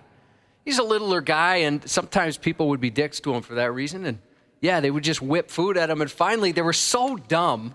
They're ordering, and he's like, oh, you know what? I got to go in the back and kind of get, some of the stuff that you're asking for. I don't want to give too much away. Yeah. And so he takes the food he's preparing for them. He's like, I'll be right back. I'm just going to go put it on, and I'll be back for you guys. They were dumb enough to continue to come in and order for this guy. What did he put in there? Some spooge? Everything he had in no. Oh. Everything he had in his lungs, his throat. Oh. You really got deep, huh? Yeah, his olfactory system ended up in their meal. And these two douchebags probably were so stupid it never occurred to them. No, they thought they had the upper hand. Yeah. Yeah, they thought they were the ones in charge. Never occurred to them. Nope. A Texas grandfather is facing felony charges after a bizarre road rage incident, which started with a burrito. The grandfather was in his car with his two granddaughters in a parking lot last Friday when he and another driver got into a heated salsa-soaked spat. As the grandfather tried to leave, the other driver allegedly hurled a burrito at his car, beaning it with surprising precision. This burrito is delicious, but it is filling. What the hell, bro? Hello, neighbor. Did you just throw a burrito out your window? I believe I did. What are you, high or something? Whoa. Did you see what happened? I did see. That was a terrific little spill. That's quite a raspberry. That's when the Texas man snapped, no longer content to talk about it.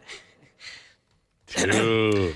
He whipped his car around and intentionally rammed the other driver's vehicle, causing major damage, police said. Now he's behind bars, charged with aggravated assault and with a deadly weapon. With a deadly weapon? His car. Oh. As for the burrito flinger, police said he wasn't arrested because the flying food didn't cause any actual damage. An investigation's underway in Pennsylvania after a 5-year-old brought Jell-O shots to school. Hell yeah. Accidentally becoming the most popular kid in kindergarten. No one's quite sure how the child got their hands on the boozy treats, but school officials say at least 3 other students had a taste before staff realized something was off on Wednesday.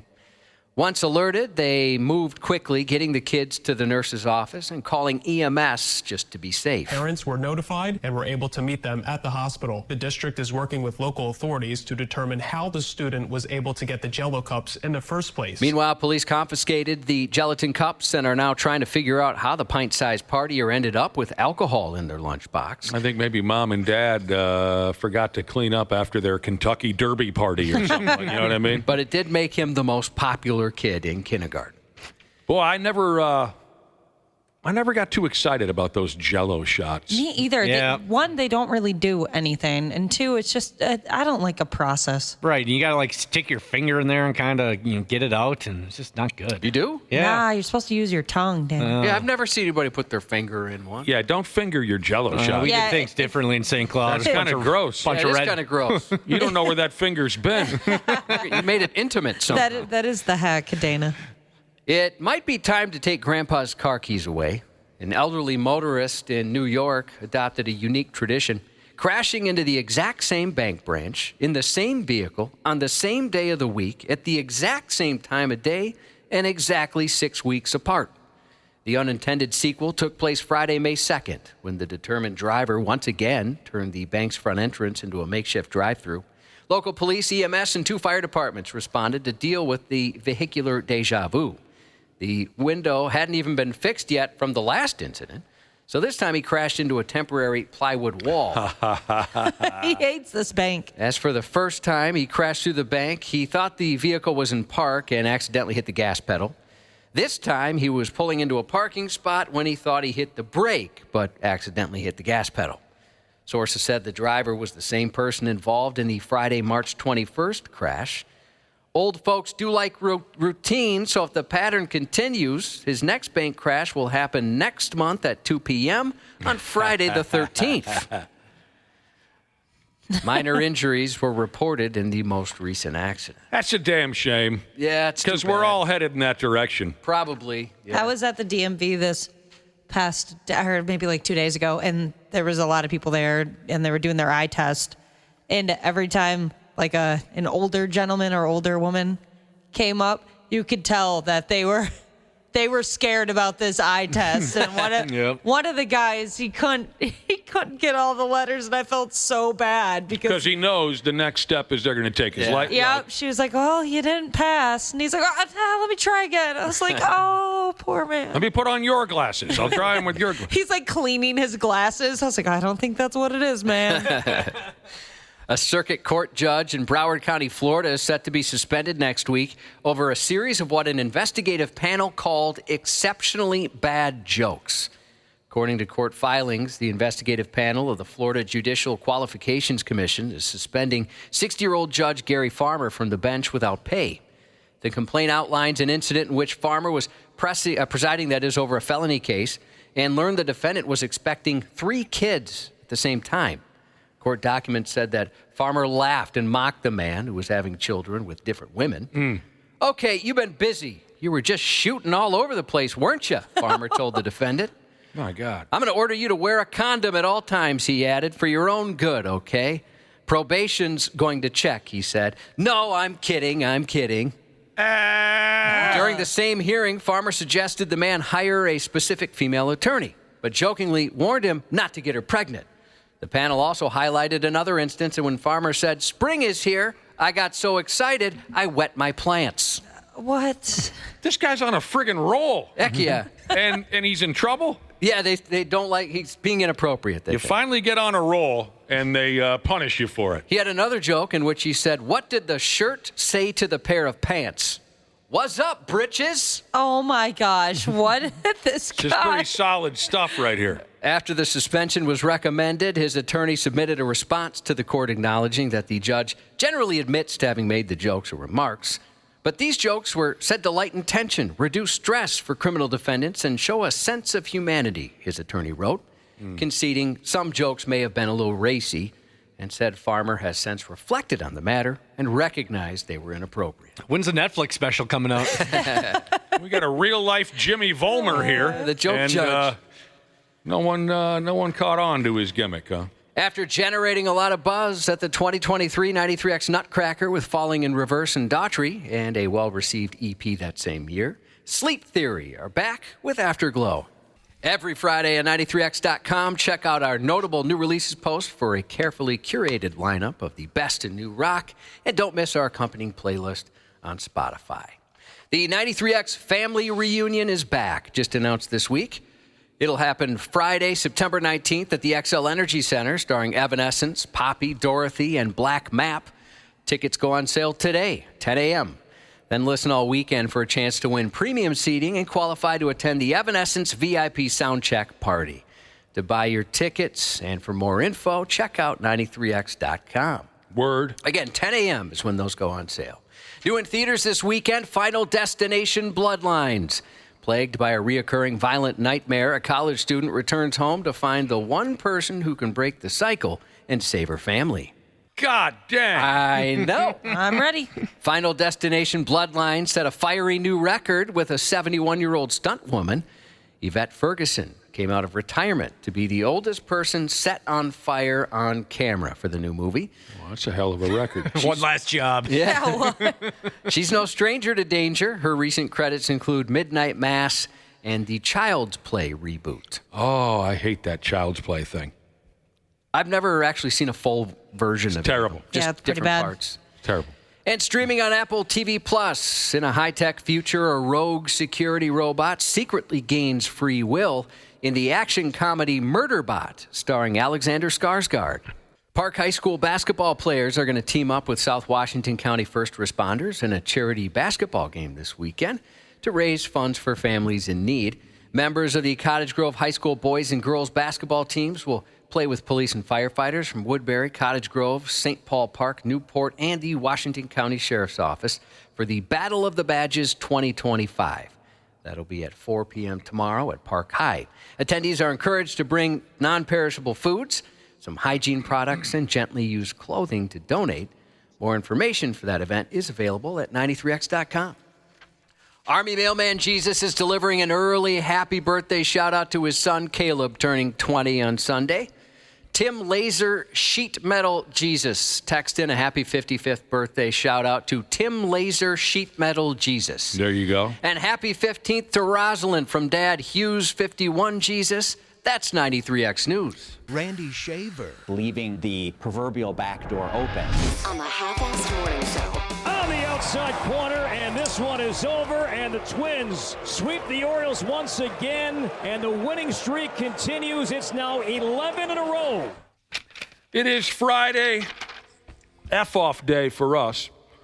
Not to be mistaken with Ultimate F-off day. That's a Friday where we don't return the following week. This is just a regular standard Friday. F-off day, we're giving very little effort, and we welcome our next guest to also ease it back. Randy Shaver and Brad Ryder. What's going on, boys? Easy for me to do. Good. Easy to ease it back. That's your life now. Yes. Everything's easy. Well, I wouldn't say everything's easy, but this is easy. Okay, good. Brad Ryder? He's not there. Brad. It's even easier for Brad. Ryder. I mean, we want you boys to be relaxed, but this is getting ridiculous. It's too relaxed. It's getting Brad's super relaxed. Hello. There Hi, he Brad. is. How you doing? Good. How are you? Randy was just telling us that everything in his life since retirement now is easy, except for the relationship with his wife has become more difficult. They see each other a lot more now. I did not say that. I thought he said that. I thought that's what he said, yeah. You're giving me inspiration to keep working. Oh my God. Yeah. You know, you hear those stories, right? That's my advice to you, Brad. Don't stop working. If I need any more motivation, I think I just got it. That's right. There's some truth to that in my life when during the pandemic and my wife and I were around each other all the time. That kind of dissolved things pretty quickly. I was just telling everybody here on the program when we first cracked the mics, I've reached a milestone, I guess, in my life. It's nothing that I've done, but it's one of those moments in life where I had to sit back for a minute. It occurred to me suddenly, my God, where has the time gone? One of my lifelong buddies is retiring. Oh, my. He is the first, and it's by choice.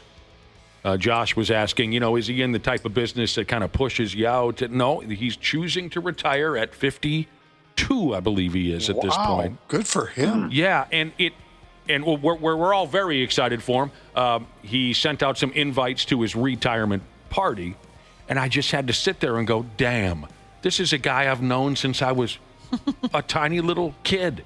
We've been bros for life. So my first friend is retiring. And that just blows my friggin' mind. Yeah. Lucky prick. When you have a friend who makes like a great life milestone moment, achievement of some sort, do you ever think back like, oh, yeah, I remember when he crapped his pants at a kegger when he was 19? Yeah, I suppose sometimes those moments come up. This particular character, he certainly had his moments like the rest of us, but I don't think I can come up with one of those. Mm-hmm. When he has effed up bad, he's kept it on the down low. Sure. Yeah. I don't think I'll ever fully retire.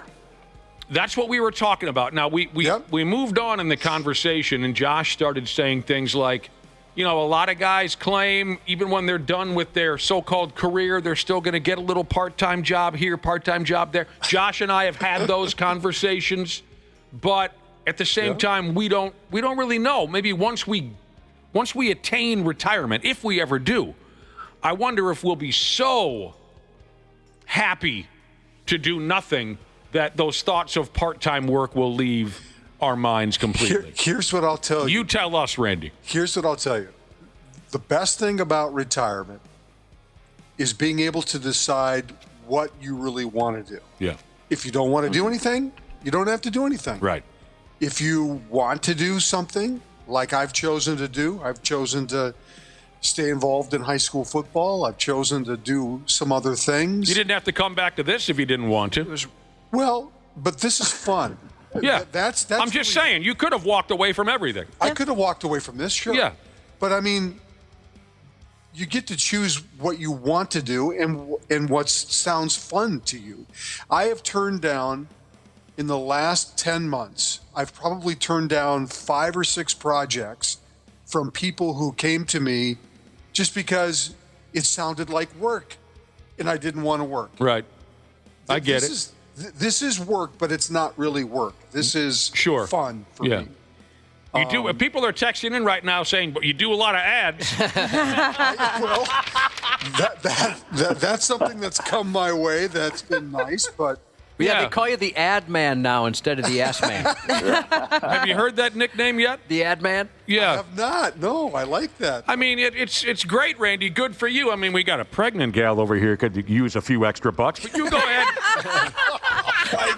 The guy that just got married and all. You go ahead, Randy, with all the ads. Oh, my God.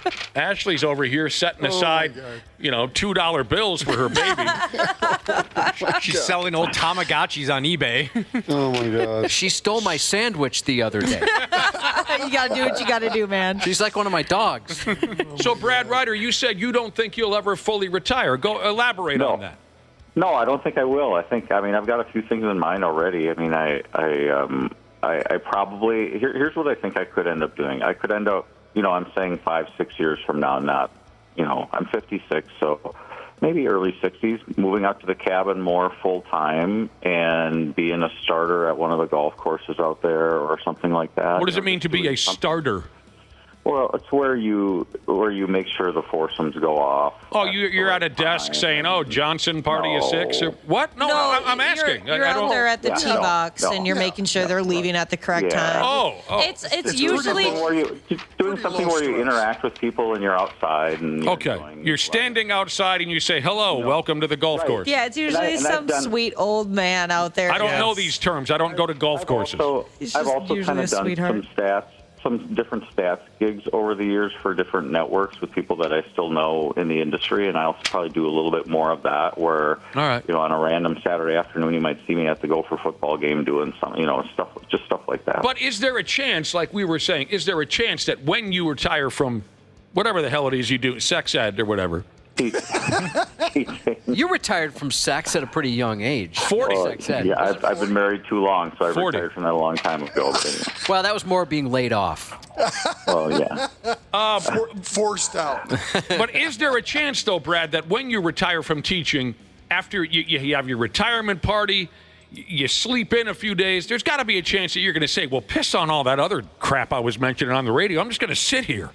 No, I don't think so. I was born with a farm kid worker ethic, so I don't think that's ever going to go away. I want to work at a Fleet Farm and a Chipotle. That's now. That's what I'm thinking. That would be awesome. I mean, the employee discount alone, Josh, would pay for itself. Heck yeah. I will say that there'll be a few mornings the next couple of weeks where I'm just going to sleep in and say, I don't care what I do today because school is done. So I have nothing going on now for the next several months. Yeah, you got a little mini retirement coming up. That's cool. Yeah. Yeah, as a teacher, you probably get that. You probably get a taste of that a little bit, right? Right. If you're off for the summer. I mean, some teachers choose to work, and that's great, but that's part of the reason I take on little. Yeah, that's part of the reason I take on little side things now is because I spent so many years working literally, and you know this, Randy, 14, 15 hours a day, 5 or 6, 7 days a week, that now when I have 2 months off, I'm like, okay, I got to do something. Are you like a kid in the summer where you don't know what day it is, Brad? I remember that is when you're summer vacation, you just had no idea if it was a weekend, what weekday. Yeah, they were all the same. I think after Memorial Day, I'll feel that way for sure. Yeah. Well, that was the best, wasn't it, Josh? Oh, it was. It just didn't matter. Absolutely the best. I knew it was Sunday because of church. Outside of that, I had no idea what day it was. I think the only time I really knew what day it was when my mom would lay out my baseball uniform. Then I knew it was a game day. Game day. But I really didn't know actually what day it was. I just knew it was a game day. Time to go 0 for 2 with a couple of walks. We're getting blown up on text wondering about that Kirby Puckett candy bar where there was a bidding war on yesterday on eBay. Going? Before we get into this or that, Josh is right. A lot of text messages have been coming in wanting an update on the Kirby Puckett candy bar bidding on eBay. Now, if you weren't listening yesterday, I don't know how we got on the conversation. I think we started to talk about gimmicky athlete products like Kirby Puckett had his own candy bar. Oh, and the Puck Pack. Kirby Puckett had his own cheeseburger, and there was a few others in there. Dana got on eBay, found a Kirby Puckett candy bar. What's it called? Just a Kirby bar? It's called the Kirby Puckett bar, and it says a bundle of energy. On eBay, found that on eBay, 30 years old, back from when Kirby was a ball player, and someone selling it on eBay. Dana started bidding on it. The opening bidding was $12. Yep. Dana started bidding on it, and then a bunch of our listeners who love to be dicks, and they're good at it, they started outbidding Dana, so he had to empty his wallet a little bit in order to gain this. It got up yesterday, I think, when we left here, the bidding on the Kirby Puckett 32-year-old candy bar was somewhere around $70. Yep, that's where it's at right now. 35 bids at $70. The auction ends in 5 days. And I went back and looked because if you're an eBay member, you can see completed auctions. Like what did something sell for? You can kind of get an idea of where the range is. All of the recently sold Kirby Puckett bars went between $6 and $10. Oh my god, I love it. Now, didn't you have some interact? Did we mention this yesterday that we interacted with the guy? Yes, you did. Okay. Yeah. I messaged with him. He lives in Ohio. He's not from Minnesota. He just said, he goes, I loved watching Puckett play when I was younger, and been to Minneapolis once and loved it, and just thanks for the love on the air. And he also mentioned, I got a Pete Rose chocolate bar for sale too, if you want to mention that. Sure. But what's funny though is I typed into eBay to find out where the auction is, and there's been over 1,000 views on this auction page in the last 24 hours. Let's push this past 100. Yeah. But there's a copycat now. So I looked up Kirby Puckett bars, and somebody listed one starting bid at $50. They're from Minneapolis, so they must have heard the show. So they're trying to cash in too now. Oh, wow. I guess that's a good idea. If people want a Kirby Puckett candy bar so bad, look, I got one over here too. Yep. Mm-hmm. Let's push this a little further if we can. And we tried to get the original Kirby Puckett candy bar seller guy from Ohio. We tried to get him on the air, but he's busy this morning. Yeah, he's down to come on at some point. Maybe next week we can talk to him. Like I said, the auction goes for another 5 days. I bet if we push it past $100, he'd want to talk to us and thank us. Well, there we go. That's where we set, folks. Go to eBay. Make Dana spend some friggin' money. Yeah, don't let Dana win. I don't want to win at this point. Don't let him win. Or maybe we do want you to win. Right. All right, that's funny. Appreciate everyone for getting involved in that. That's a good time. Twins won their damn 11th game in a row yesterday. Gosh, they cannot be stopped. 4-0 over the Baltimore Orioles to sweep the series. We should be cracking Steve Weisers tonight to celebrate, and we can still do that. But there's a dark cloud after yesterday's win because two Twins smashed into each other trying to make a play on a pop-up in yesterday's game, and it didn't look good. Those two players were Carlos Correa and Byron Buxton. Correa out, Buxton in, talk guys in, it's caught as Buxton and Correa do make contact and both are down. So the catch was made, but now concern as Correa went out, Buxton came in, there was contact and both are on their backs here. I think it could have been a lot worse had Correa not pulled up and kind of coiled up, because I think he knew that there might be contact. Right. You know what I mean? Yeah. He wasn't going full speed, knowing that was a possibility. I think he didn't know that Buxton was as close as he was, but he coiled up, and I think that probably prevented some sort of serious injury. Well, I mean, does Buxton, does he have all of his front teeth? My damn, because it looked to me like his face just smashed into Correa's skull. Yeah, in the back of it. From behind. Yeah, Buxton smashed into Correa from behind. Buck did get up. Correa immediately left the game. He was acting as if he was killed. Buxton came out of the game maybe, an inning later, I believe? So the word is they've both been tossed into that concussion protocol chamber. Okay. That's the last I heard, unless there's anyone who's heard anything new on it. Same thing, yeah. Same thing? We've seen this movie before, haven't we? Which is a damn shame. We've seen this movie before. I just don't, just in watching it, and I watched it again this morning, I think that, I guess I'd be surprised if either of those guys go on the DL. I mean, yeah, it was a collision, but it could have been a lot worse than what it was.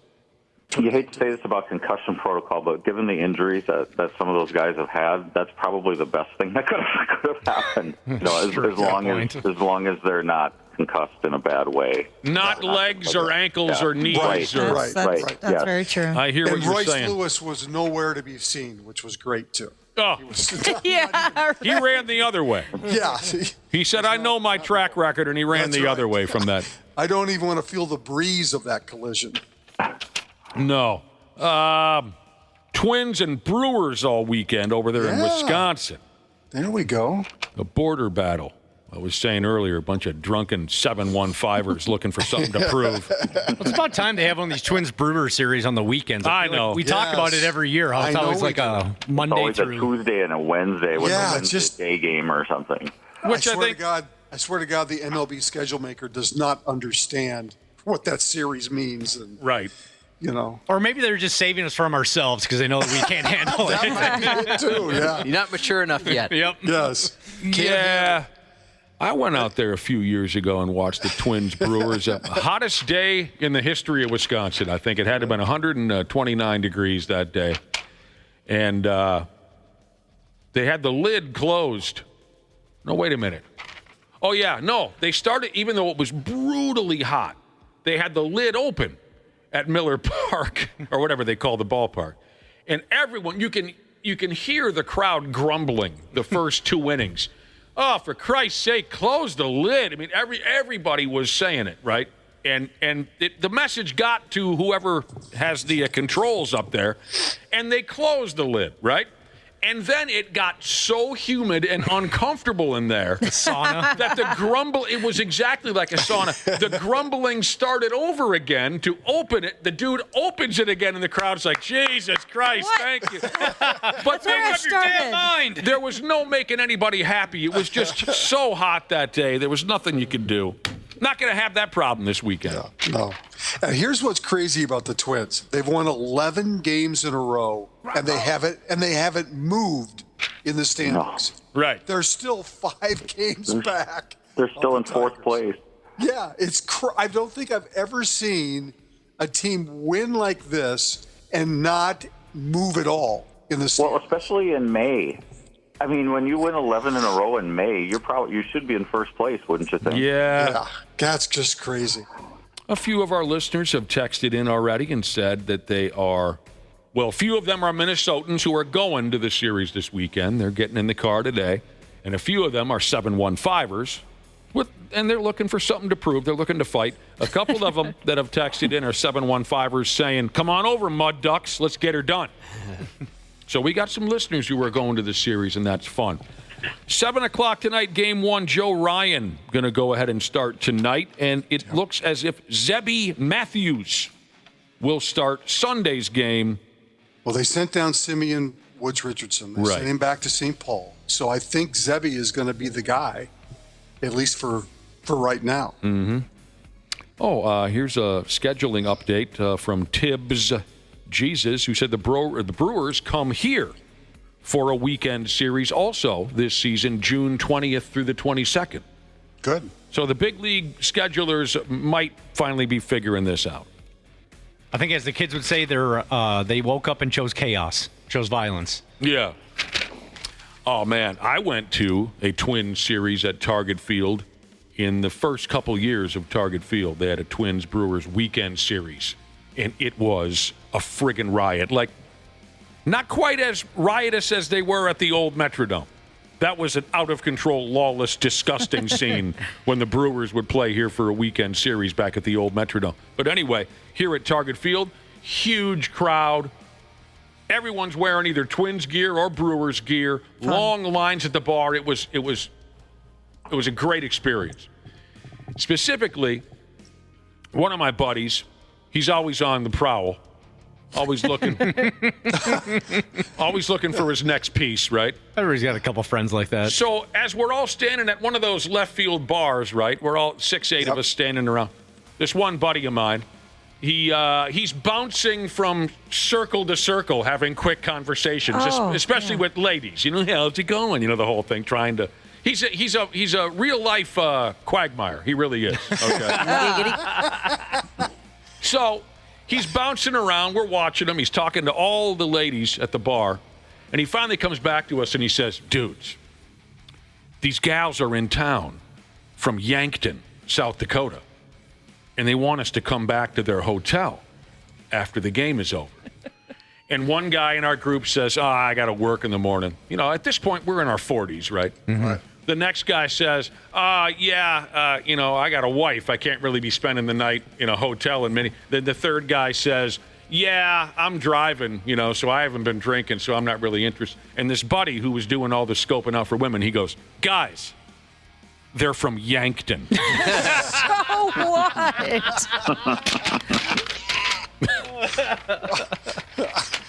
As if to say, yes. Look, this is easy pickings here, boys. Yes. I didn't realize Yankton had a reputation. You guys, they're from Yankton. From Yankton. Or maybe that was strictly a hand job joke. Now that I'm thinking about it, I don't know. Shohei Ohtani homered twice and drove in 6 runs last night on his bobblehead night. He always goes buck wild on his bobblehead night. I think he could probably go wild any night. The guy is so talented. Bruce Bochy, the manager of the Texas Rangers, got his 2,195th career win. And that was last night. The Rangers beat the Houston Astros. He broke a tie with Sparky Anderson. Oh, boy. For 6th most wins by a big league manager. 28 years he's been a skipper, Bruce Bochy. Texas, San Diego, San Francisco. Of course, he won 3 series with the friggin' Giants. And 1 a couple years ago with the Rangers. I loved those Giants teams. They won it in, was it 2010, 12, and 14? I loved Kung Fu Panda. Sure. And Brian Wilson with the beard, and who was the kid that smoked weed? And Tim Lincecum? Tim Lincecum, and Hunter, whatever that guy went crazy. Anyway, I loved those teams. They were a lot of fun to watch. So the 5 managers ahead of Bochy on the career list. Let's see, who's up? One place in front of Bochy is Joe Torre. Yep. Then you go Bobby Cox, John McGraw, who must have coached in the 1800s or something. Yes. I don't recognize his. Yes. And then, unfortunately, second on the all-time list is Tony La Russa, who just makes me sick. Connie Mack is by far and away, though, the best, the manager with the most wins, and it's not even close. Remember when Josh was at police dashboard cam that caught video of they pulled over Tony La Russa? Yes. Am I thinking of the right guy? You are, yes. And, I've been watching a lot of cop videos lately. I've dummied it down quite a bit. But for a month or two, I told you guys that I was obsessed with watching DWI videos and watching adults act like absolute pathetic children when getting pulled over. They're just the worst people in the world. But anyway, if I remember right, what's his name again? Tony La Russa gets out of the car as soon as he's pulled over, which cops do not like you to do. But he gets out of the car right away. And he's kind of like, chuckling to himself, right? And the cops are like, sir, can you get back in the car? And he says, oh, hey, guys, I'm Tony La Russa. Oh, sorry, sir. And the cop said, congratulations, get back in the car. You probably thought, for a minute there, you thought you'd pulled over just a mere mortal. Right. But now that you got to look at me, you recognize me, right? That's always the best. I'm Tony La Russa. Or I know Tony La Russa will be the next one. That Connie Mack record of wins, I don't think that may be the record that will never be touched. He managed until he was 87 years old. Jeez. And he lost 2,000 more games than he won. I'm sorry, not 2,000, 200. 200. He lost 200 more games than he won in his career. He was 87. Brad Ryder, you're not going to go till you're 87, are you? Oh, no. Okay. Are you going to be coaching Egan softball in 87? At 87, I doubt it. Still there the walker. For a while, but, right. Got a stopwatch in one hand. And I hope I'm on this side of the dirt at 87. Yeah. All right. Timberwolves, we know a little bit more today than we did last night. But before we get into what happened last night in the National Basketball Association playoff, let's go back to their Game 5 victory over, what was that team again that they... Golden State. Golden State were. Golden State. A video has cut loose on the internet of a dude who appears to be snorting cocaine in the stands at the Wolves game Wednesday night. He's got to be. This video's great. I mean, what else is he doing? Hey, here's the deal. Here's where I stand on this. Whatever it takes to win, I back this dude 100%. Did you see the video, Randy Shaver, Brett Ryder? I did not, no. No, I did not. You see a dude sitting in the stands there, Summers, at Wednesday night's game, and he's got his left hand turned downwards, and he's tapping with his right hand something onto the back of his left, and then he kind of goes, ooh wee. I have to believe that Timberwolves fans, that would have been something a lot more common in the early 90s just to watch the Timberwolves than right now. Hey, do you want to go to the Wolves game? No, I've got cocaine. Okay, sure. I would be afraid that I would not enjoy what's happening now as much. Back then, you just dulled the pain watching the Timberwolves. So a lot of folks say this guy was doing booger sugar. It's what it looks like. The only other thing I can think of is snuff. Oh. Which you would know more about that. Well, I never got into snuff. But it's hard to believe he'd get that in the game, that he would get it in. Oh, that doesn't surprise me at all. They don't pat you down that bad. No, not at all. But they do have dogs there once in a while.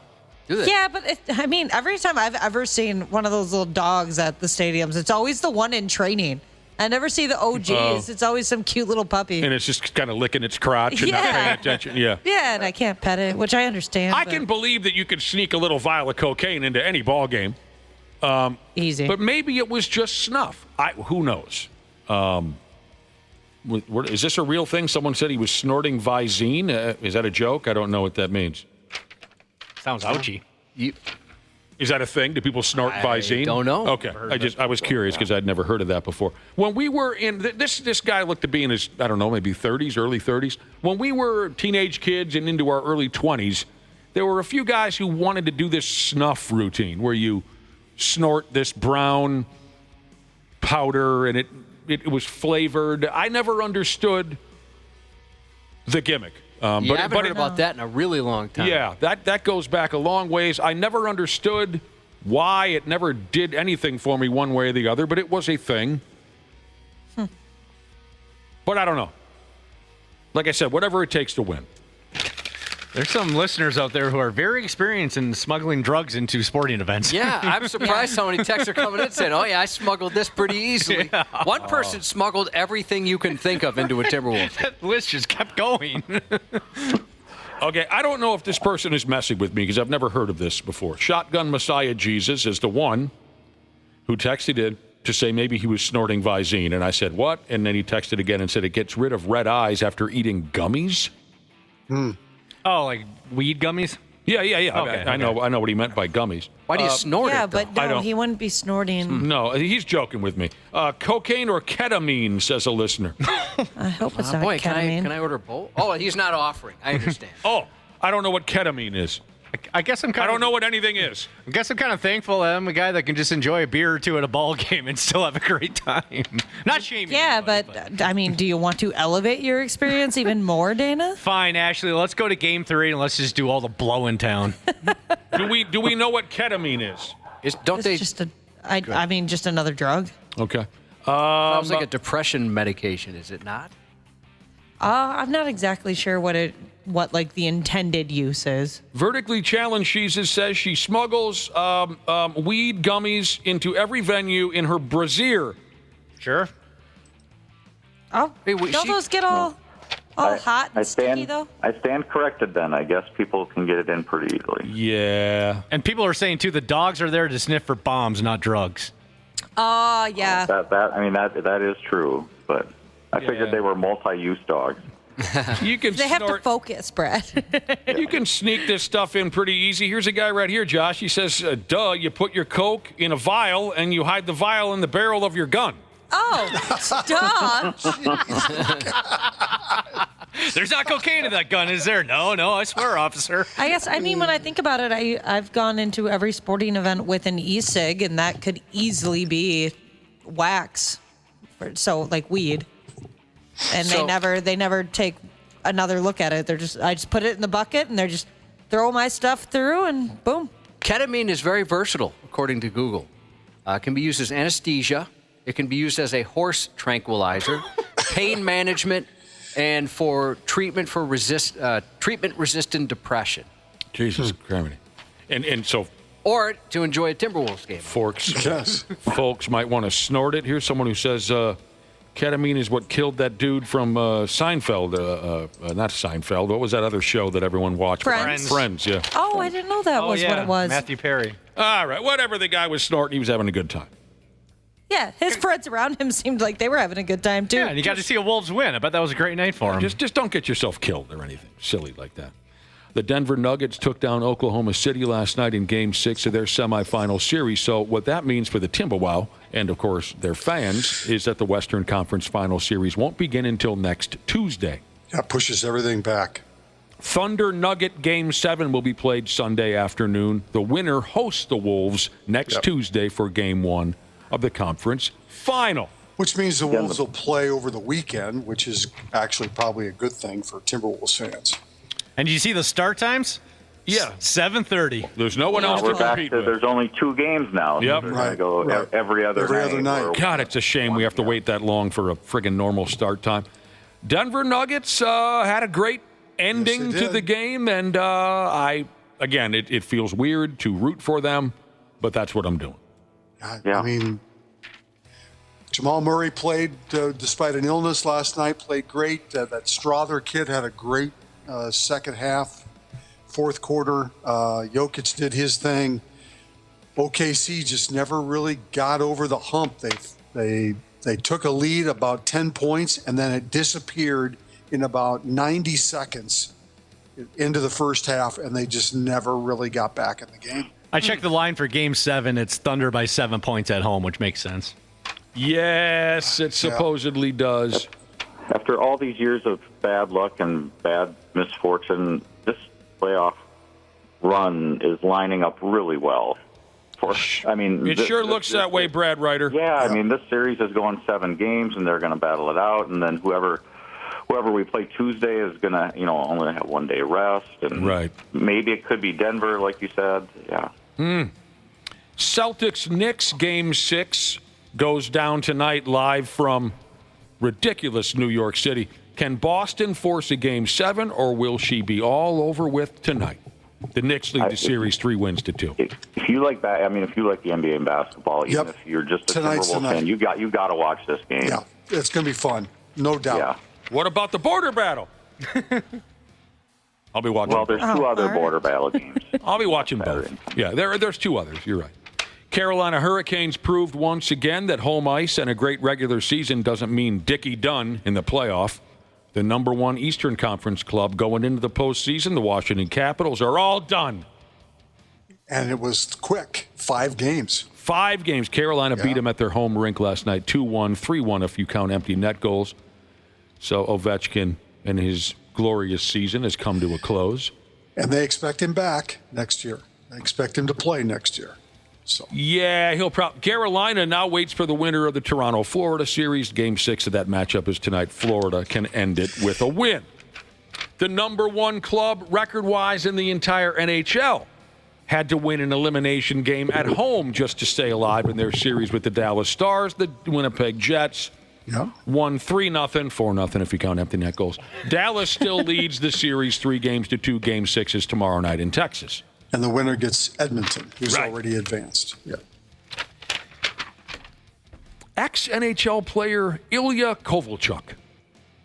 We talked about him earlier this season. I know we did. I think it's because he retired for the 3rd time or something like that. Played for a long, long time. Played with Zachy there in New Jersey, if I'm not mistaken. And if I'm not mistaken, I think Zach really loved playing with the guy. Very talented player. Scored a lot of goals in the league. If you remember, he started in Russia, and then he went to the NHL, and he was like, I kind of miss Russia. And he went back there, and then he came back to the... Ilya Kovalchuk has racked up a hell of a lot of driving violations over there in his home country of Russia. Not totally surprised by this, because I think, Josh, you've told us before from watching YouTube and whatnot, they drive like jack-offs in Russia. Oh, yeah, it's entertaining and terrifying at the same time. They don't know how to drive. They crash into each other at every turn. And there's a lot of fraud, and that's why everybody has a dash cam over there. And I mentioned it. You can watch every 1 out of 10 videos. Somehow a tank jumps across the road. It's the oddest thing. Followed by a moose. Yeah. Followed by a... Now, maybe because he's got a I'm Tony La Russa type of an attitude and doesn't think he needs to pay his tickets. According to a report, Ilya Kovalchuk has been caught speeding 115 times. Jeez, dude. He's been cited, ticketed for ignoring road signs 46 times. He's been ticketed for illegally parking his motor vehicle 24 different times in just the past year and a half. How's he not in jail? I don't know. Because he's a hockey player that's in the U.S. That's why. He's Tony La Russa. Yeah. 115 speeding tickets in a year and a half. Good grief. It's like every 3rd day. No, every 4th or 5th day. That doesn't make any sense Get at it all. under control. Doesn't make any sense. It is out of control. What the hell is this? Is this for real? Oh, this has got to be for real. Listen to this. Baudette Fishing Guide Jesus. Regular texter, regular listener. Up there in friggin' Baudette. Yeah. I've visited Baudette a few times. It's better than being in Yankton. Well, Depends who you ask. Depends on what you're looking for. Brad, it totally depends on what you're looking for. Randy Shaver is correct. Yeah. If you're looking for a one-nighter, where would you rather be, Randy? If you're looking for fish, go to Baudette. Baudette. What if you're looking for a one-night stand? Yankton. Baudette fishing guy Jesus texted in this morning to say he went to the Jet Stars game last night in Winnipeg. Really? He puked at 6 this morning. Nice. Somebody did it right. It's good to get it out of the way. And now he's about to take some folks fishing in 20-mile-per-hour winds. He says his goal is to not vomit in front of the customers. Oh, I'm so sorry. That's not going to be easy, but if anybody can do it, he can. I am going to officially name him Player of the Day. We haven't done this in a long time. Is Baudette not the walleye capital of the world? Isn't that the reputation? You know what? All the times I've been up there, I never heard that said out loud, but that was a long time ago. Maybe they weren't named the walleye capital of the world until, I don't... My Lord. Went up to Winnipeg to see the game, vomits at 6 a.m., and right now, as a fishing guide, he's going, "Good morning, folks. Come on out to the boat. Let's go." He's got to be all chipper and strategic and try to get these people fish. Player of the damn day. That is wonderful. Oh, by the way, back to tickets. We were talking about Ilya Kovalchuk, 115 speeding tickets in a year and a half. Who's the leader in the clubhouse here, career-wise? Well, didn't Josh, you go through a phase? Yeah, it's got to be you. When I was younger, I mean, I haven't gotten a ticket since maybe 99. Or I haven't even been pulled over since 1999. How many would you say in your career then? I know it was, because we've had these conversations before, and it is quite impressive, I think. Yeah, for whatever reason, when I was younger, I just didn't care. Yeah. It never bothered me. Despite the fact that I could barely afford it, I just never cared. Yeah. I bet I'm in the neck of the woods of 15, 16. I think that's way out of my league. Speeding tickets, yeah. Speeding tickets. And one was rolling through a stop. Now, that one I didn't do. I got out of that one. See, I think that's an extraordinary number. Yeah, that's especially in a handful of I'm years. You still have a license. So that would have been between, 1991 and 99. I think that's a lot. But Yeah. I've only ever gotten one actual speeding ticket, and then total tickets 3. Yeah, I think I got one. Wow, Cubby. I got one in high school, and I learned my lesson there once I got home to my parents. Oh, yeah, it was pretty expensive when I got mine. Oh, they were furious. They chewed you out for that, huh? Oh, yeah. Tell them to lighten up, for Christ's sake. I did rack up I want to say it was in the $300 range of parking tickets at Iowa State, to the point that they wouldn't let me graduate until I paid off my Yeah, they don't play about those. I remember I had to pay those too. I remember getting a bill sometime in I don't know, May of 1981, and I couldn't pay it. I didn't have the money. My dad had to pay my parking ticket so I could graduate. That's pretty common. I have a friend who couldn't graduate for that too, parking tickets.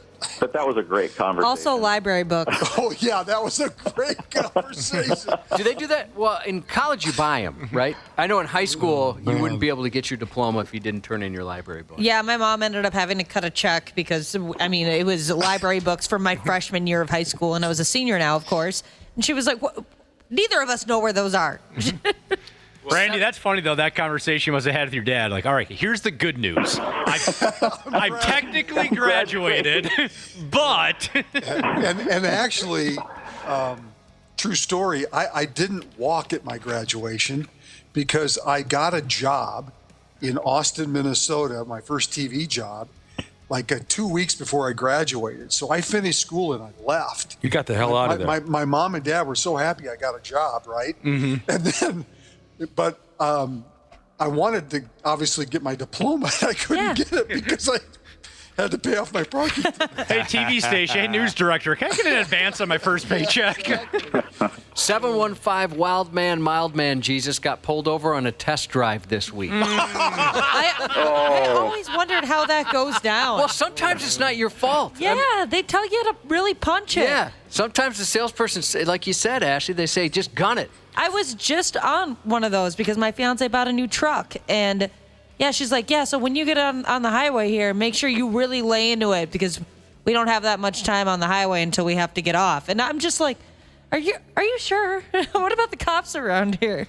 15 or 16 career speeding tickets for Josh, and that was just between 91 and 99. Now, and I don't know how many actual. Those are like how many times I've been pulled over. So actual tickets, I'm trying to think. And I would go to court every time just to so it wouldn't go on my record. Oh, I thought you were saying tickets. Yeah, I did say tickets, but I was trying to think like if I got tickets every time. At any rate, I had several dismissed. I wonder if it has anything to do with the fact that you lived in Minneapolis. I wonder if you would have been in a suburb where there's much less police if you would have been pinched so many times. I don't know. That makes sense, right? Let's say you grew up. If you grew up in Yankton, you only got 2-3 cops. A lot, yeah. I wonder if it was because it just so happened you grew up in a neighborhood with a lot of police. Yeah, it very well could be. There were a lot of cops around there. And imagine this: Josh gets pulled over 15 or 16 times as a young man, and the cop, because of Cubby's lifestyle, the cops are like, 15, 16 times we pulled him over. He's never been drunk once. Well, I had one. What's wrong with this kid? I had one cop. This was Minneapolis. I would almost all of them were Minneapolis, and I had one cop say, "You know what? I just took a look at your recent record. I'm not going to give you a ticket. Can you just slow down?" He's a nice guy. Yeah, he was being nice about it. Yeah. This person said they got pulled over 13 times in high school, but only 2 tickets. I'll be damned. Wow. Oh, God, no. I can't believe what I'm reading here. Bill Belichick. Oh, no. It says here, Randy Shaver, Brad Ryder. Bill Belichick has reportedly become unsure about his scorching hot 24-year-old girlfriend. Oh, no way. And he's clearly thinking about breaking up with her. Well, what hope do the rest of us have? How do we know that? Where is this Yeah, public? That's not. Some kind of a source who's close to the situation. You know how it works in the media business. Some kind of a source has said, it says right here, he just doesn't feel the same about her as he did a few weeks ago. This is great. I hope this is true. He said he doesn't like all the extra attention he's getting over it. Yeah, I'm sure he doesn't. Doesn't like the attention. He does not like it. He is, quote, very upset about her recent behavior, whatever that means. Well, the innuendos that she's in charge of his life, I think, is the thing that's probably getting to him. He's considering ending the relationship. And I'll tell you, if any relationship looked like it had some staying power, it was those two. Yeah, definitely. I thought they were in it for the long haul. Yeah, yes. The long haul meaning the 5 years he has left. Wow. How is she going to bounce back from this? I don't know. I saw something about her going on Dancing with the Stars, and I just immediately scrolled past it. I'm like, I'm not clicking on that. Stop it. Love is a crazy thing. I'd have less of a problem with this relationship if it didn't seem like she was in it just for that. Yep. Yeah, this one's pretty obvious. Like if she were just a very private person and wasn't around him all the time, okay. I mean, sure, why not? Yeah, but she was actually just into old dudes. Well, yeah, exactly. Right. Yeah. But she's clearly not. So. Nah, she's super sus. And Bill Belichick is, if all this is true, he's saying, back to the drawing board, huh? Got to start all over again. Back to my age group. Yeah, it's crazy to think he could date a 30-year-old that would be closer to his age. Back to my age group. You know what I've noticed, Josh? I want to check with you on this. A lot of women don't believe in love anymore. They just want to get paid and get out of the car.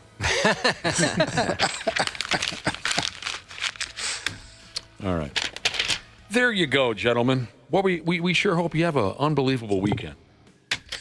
Well, thanks. Enjoy everything that's going on with the playoff and the border battle and everything. Have a wonderful weekend, and we'll check in with you on, how do you call it again? Monday. Sounds good. Thanks, Randy Shaver. Thanks, Brad Ryder. See ya. Yep. All right, coming up next, if you'd like to get on the text machine, 651-989-9393. We have a visitor. If you have any questions about the laws of our roadways, the Minnesota State Patrol is going to swing by. Specifically, Mike Lee, who we've had in before. Now, I always forget his rank. What is Mike Lee's rank? Lieutenant. Lieutenant Mike Lee from the Minnesota State Patrol will be funny guy. You can text in your questions for him. We'll check in with Mike when we return on the Half-Assed Morning Show. The 93X Half-Assed Morning Show. Well. If it is our wonderful podcast listener, the ones that all of us on hams love the most. Dana here to give you a little gentle reminder to hit up our friends at Standard Heating and Air Conditioning and tune up that AC before it fully turns into crotch soup season. June through August are Standard's busy season for getting AC units up to snuff, so get ahead of the curve and have them ensure you don't have a summer where you pit out every shirt you own. Book in May during their pre-summer heat savings event, and you'll beat the rush and save yourself some walking around money. Call Standard Heating today or visit standardheating.com. Enjoy the show. We sincerely appreciate you checking us out each and every day. This episode is brought to you by Progressive Insurance. You chose to hit play on this podcast today. Smart choice. Progressive loves to help people make smart choices. That's why they offer a tool called Auto Quote Explorer that allows you to compare your Progressive car insurance quote with rates from other companies. So you save time on the research and can enjoy savings when you choose the best rate for you. Give it a try after this episode at Progressive.com. Progressive Casualty Insurance Company and Affiliates. Not available in all states or situations. Prices vary based on how you buy. Actor Michael Rosenbaum, he knows some of the most talented people in the business. Will Wheaton is here. Getting ready to do this podcast. I text my Star Trek family. That is a supernatural impulse. If you're here for Jay Moore, you found the right place. Have you always had a large personality? The nicest way anybody's ever put it. You always warn people out. From Twilight, Ashley Green. We were just like, no one's going to see this. This is not going to be a good movie. I really love the movies. Don't feel bad. The Inside of You podcast. Follow and listen on your favorite platform. Half-Assed Morning Show. 93X. Ah, sure. How exciting is this? We're getting close to the end of the work week. And before we go, we get the jaw jack with a hell of a nice guy joining us at this time. A lieutenant from the Minnesota State Patrol. And if Icy Hot, the topical pain reliever, if Icy Hot was a town, he would be the mayor. Yeah, you would. And I hope that happens someday. Welcome to the show, Lieutenant Mike Lee. Thanks for having me, and I hope that happens too. That would be incredible. You know how sometimes they'll have like locally, maybe we'd have a Target day where a city's named Target. You know, it says Target's a local company. Maybe there'd be an Icy Hot day and you could be the mayor of that thing. Imagine the possibilities.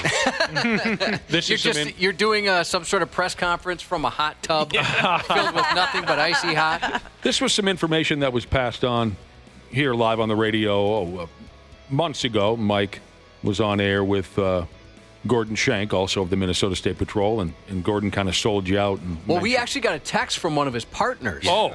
And I thought maybe, you never know, right, if somebody's messing with us. And the look on your face changed. There was more of a pep in your step.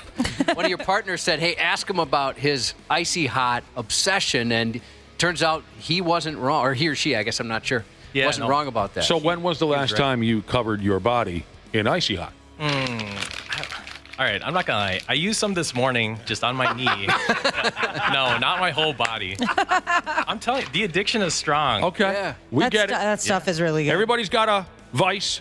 Yes. No question about it. Nice to see you again. You brought in gifts. Yeah. Should we open this please. now? Yeah, courtesy of my wife. Your wife. Okay. I'm sure everyone's going to enjoy this.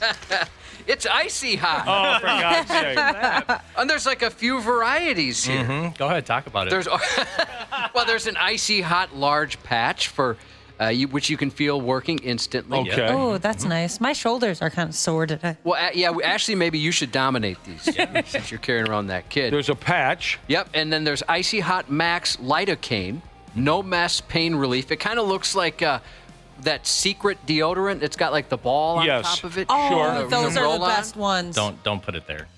Oh, not in the armpits? I mean, you could do what you want, but it is quite strong for a beginner. Yeah. And then just the OG Icy Hot pain relief cream. Well, that is wonderful. Thank you, Mike. Yeah, very well. We get a little tight around here, a little sore from time to time. I was saying my back was hurting. Thank you. I shot baskets 2.5 weeks ago. I'm still feeling it. Yeah. Yes. There you go. Thank you, Mrs. Lee. Yes, thank you to Lady Lee.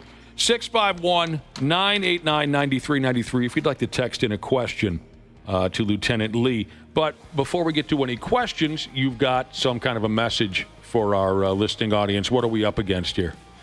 Yeah. So right now in May, we are doing our speed enforcement campaign, and that's not just us with the State Patrol. It's across 300 agencies throughout the state, and we're really cracking down on speed.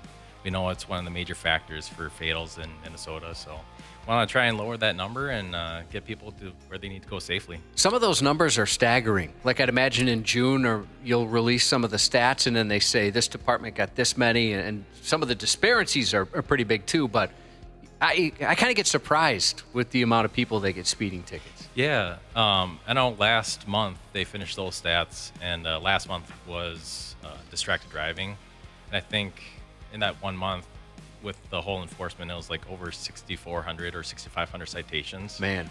Yeah, which is like 1,000 more than last year. Wow. So.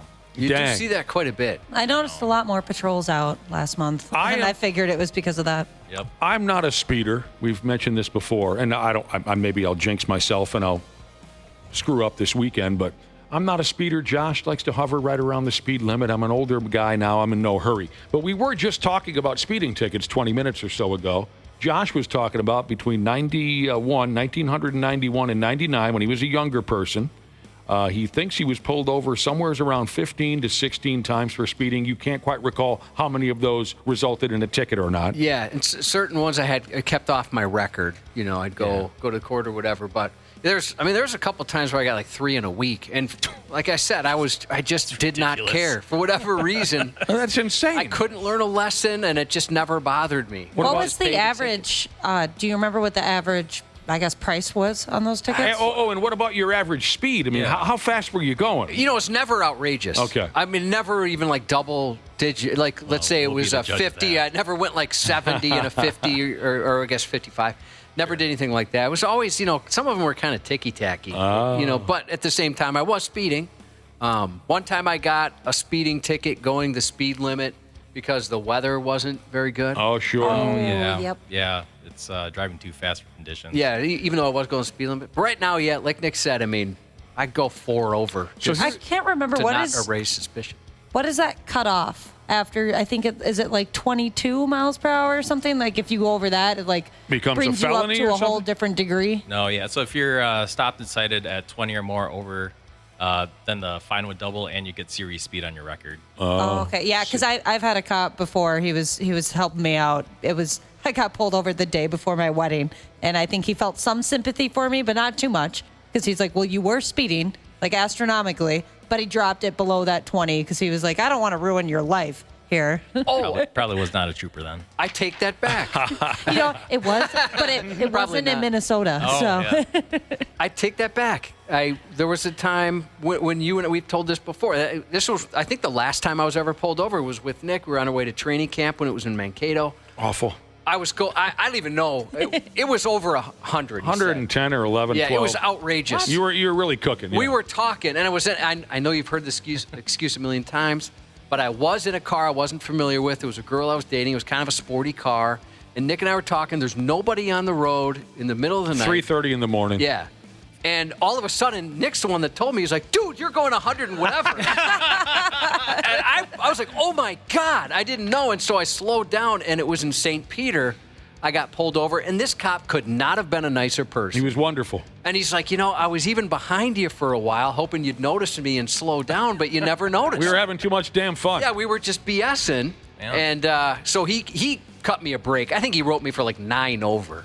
Oh, man. So that guy really cut me a break. maybe it was that late at night that he was just happy that you weren't intoxicated. Probably. Yeah. It could be. Probably. Little did he know I was. Now, so here's an interesting question for Lieutenant Lee. We were discussing Josh's priors. Do you have the ability to look up Josh's overall driving record and see how many times he's been ticketed? Ironically, I did, and all of them have indecent exposure on I think that's why. It was decent exposure. You used to wear those short shorts. Yeah. And sometimes it would fall out the bottom of the... Yeah, exactly. It was tasteful exposure. Now, we do have to get to a particular topic because we're getting blown up. Their texts are coming in on one particular topic. But before we do, from Subpar Sex Maker Jesus, he wants to know, Lee, how many times did you fail the fire department test before just becoming a cop? Oh, boy. And he says, LOL, see you on the softball field. That's just silly. I don't partake in the softball game. But yeah, I mean, you guys know why God invented cops, right? Why is that? So firefighters have someone to look up to. Lieutenant Lee. So this question that everyone's texting in, isn't this kind of old news? I remember this has been coming up for years. Well, it's not old news necessarily because the rules supposedly are going to change. Lane splitting, where motorcycles can go between vehicles, like go in the middle of the lane there. Yeah, it's definitely a tricky kind of subject. It's not into effect yet, and there's still some legislative action going on right now during the session. Kind of could impact how it gets applied in the state here. But essentially the idea is that motorcycles can drive in between vehicles at no more than 15 miles over the speed limit and no more than 25 miles an hour. There's a lot of messaging going on, and people should check with Office of Traffic Safety. But the big thing here is, even though you can do it, like, you don't have to do it. And then all motorists need to be aware of the law, of how it's going to be applied and what's legal and whatnot. So, yeah, that's going to be a big challenge for us as law enforcement. And we'll just kind of cross that bridge when we get there. You know, there's going to be folks that don't like this that are in their vehicles, and they're going to move over, right, to try and stop it. Yeah. Is that, what happens there to that person if you see it? It's going to be one of the challenges for law enforcement if a crash happens. Hopefully it doesn't. But, yeah, like I said, everyone, all motorists, motorcyclists, and the people driving cars, pickups, whatever, semi-drivers, they need to be aware that this will be legal at some point and what the laws are exactly. Okay. And, yeah. So is there more information somewhere? Or so is it still not totally figured out? Because I thought it was this summer it was going to happen. Yeah, it's supposed to be effective July 1. And like I said, there's still some, during the session right now, there's some legislative action to maybe change things. So we just need to keep an eye out. It's in flux. Yeah. It's in flux. We're talking with Lieutenant Mike Lee from the Minnesota State Patrol. Every once in a while when you and Gordon Shank come in here, you talk about recruiting state patrolmen. Here's a text message that says, I'm currently going through the background investigation of becoming a Minnesota State Patrolman. How concerned should I be with having a public intox on my record and 3 minor possessions? These were 10 plus years ago. Yeah. I would definitely disclose it during the background investigation, the interview. But we do have a list of automatic disqualifiers. So I probably, like I said, I would just be very honest with your backgrounder. This is none of what he listed are automatic disqualifiers. No. Okay. No. That's but I mean, our backgrounders are really good. Okay. They dive in pretty deep. So what was the shadiest moment from your youth, Mike Lee? I lived a pretty sheltered life. Did you? Way to be honest. Gordon Shank. You know, when you mentioned, now maybe that was off air. You were talking about my brother, who's a police officer. And when they called me in his reference check, and maybe they call all family members, I don't know. But they called me, and I was completely honest. I busted him. I sold him out on so many things. So much so that the guy said, you know, you might not think it, but you've helped your brother because most family members completely lie about what an angel is. And I said he's a terrible driver. I don't like driving with him. He's way too aggressive. He tailgates. He takes corners too fast. All this stuff. I told him everything. Yeah. No, that's good. It's always, I mean, I was never a backgrounder, but you got to kind of wonder, like, this guy's really that good, and everyone we talk to, like, I guess maybe that's me. I don't know. I said plenty of good things, but I did bring up all that. That's good. Because they asked, like, what's some of the bad things? That's one of them. One of our listeners, Lieutenant Lee, runs a light bar directly in the high beams of his pickup. I drive into the woods every day for work, he says. I'm a logger. Is this illegal to run a light bar like a high beam? I assume it's just standard coloring, like the white light, like a regular headlights. Yeah, it's you can definitely use it in off-road circumstances, but I think you have to have those covered if you're driving on the actual highway, roadway. Okay, because I've seen some of those like on pickup trucks where it's like the seam between the hood and the grill, where they put the lights in there, like I don't know what it'd be called, a rope light, for lack of a better way to put it. Is that okay if it is same color as your headlights, or are you saying no, you can't drive with that? Because it's kind of like some EVs have that same type of look. Right. Well, is that just their headlight, or is it like an additional light? It's an additional light, like something that people would put on aftermarket. Yeah, it should be fine. It's like those lights specifically that you're talking about, Nick, like the auxiliary lights that are super high powered or whatever, they just need to be covered and not in use when you're on the highway, but it can be used in recreational off-road circumstances. Sounds like he just flips them on when he gets into the woods. Yeah, that's understandable. Is it true you can get your carry permit at 18 years old? Yeah, he's thinking back to some classes he took. I know. I thought it was 21. I know. I thought so too. At least when I got it, it was. I believe it's 21. Because you have to be 21 to buy a handgun. Correct. Then that would make sense. Camping. That would make sense. Yeah, camping, fishing, Whippet Jesus said, can you ask about slow-moving vehicle laws? I drive a tractor for work, and I don't think people understand how and when to pass me.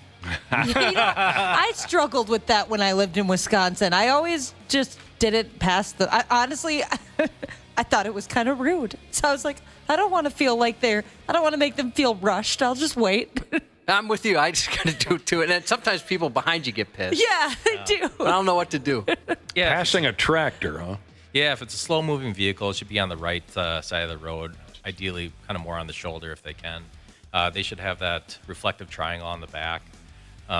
Sometimes flashers on it. But yeah, if you can safely pass the vehicle and it's a passing area, you're more than welcome to.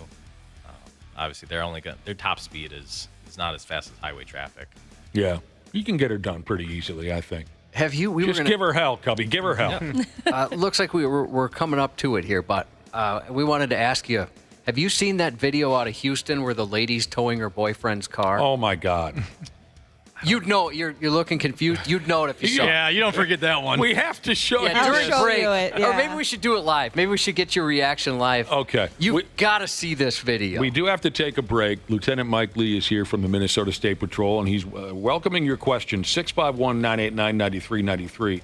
Couple more questions from listeners that we can cover here in a few minutes. But first, we wanted Mike to watch and react to this ridiculous video that came out of Texas. We discussed it earlier on this morning, and this was last night when I saw the video, I was laughing so hard. This is so friggin' insane that I can't get enough of it.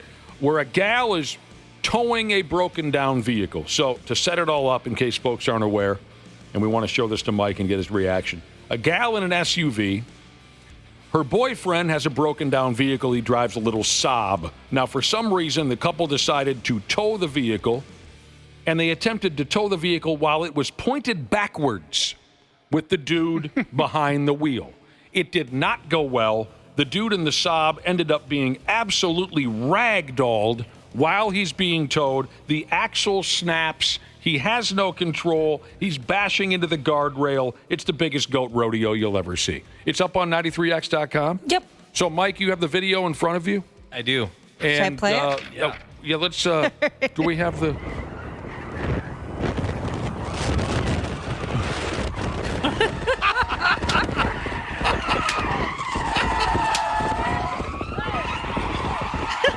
He's getting thrown around.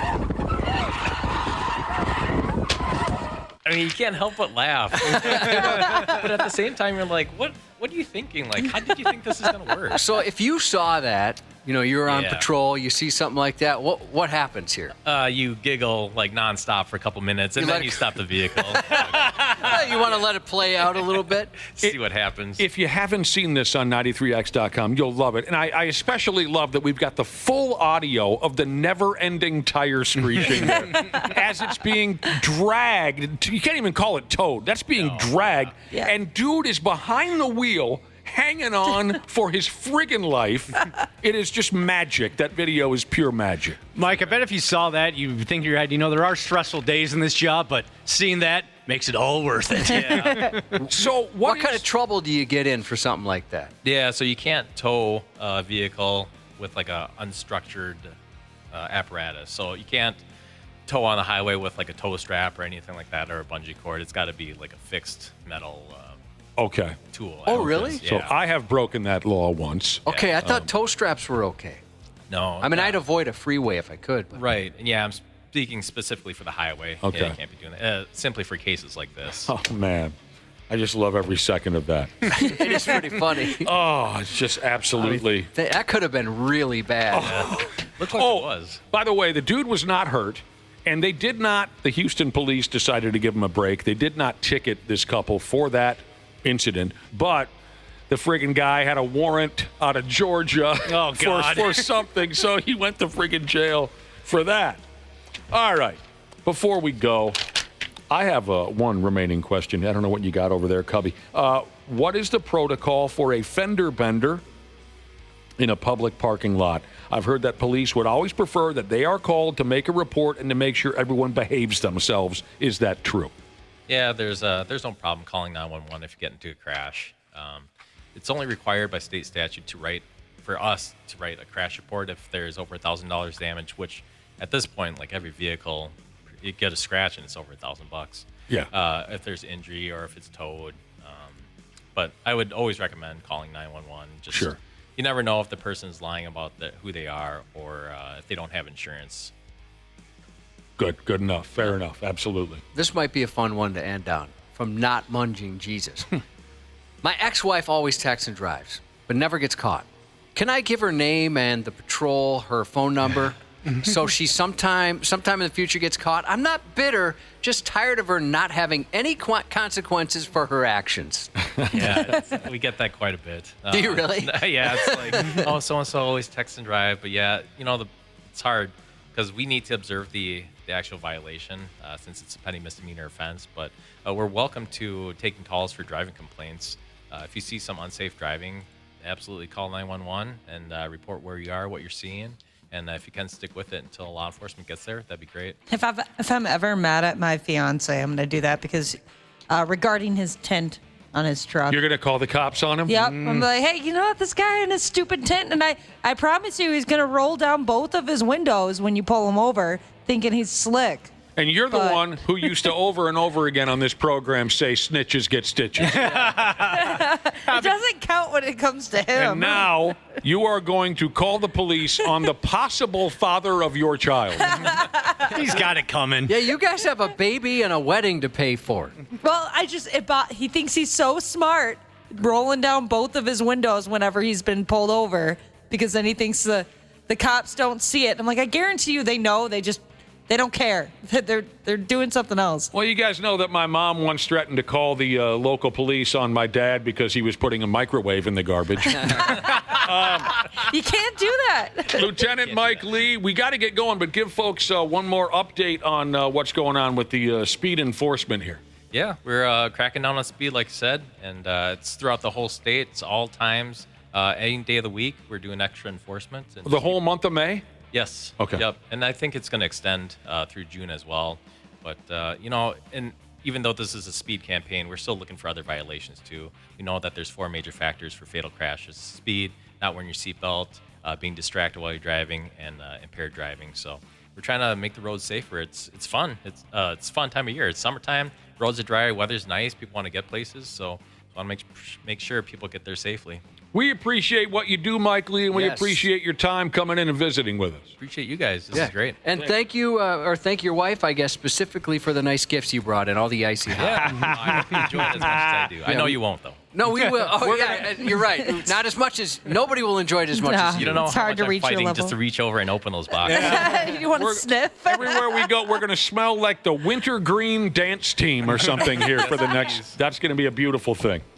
Shout Thank out, you, Mike. Thank you so much, Mike.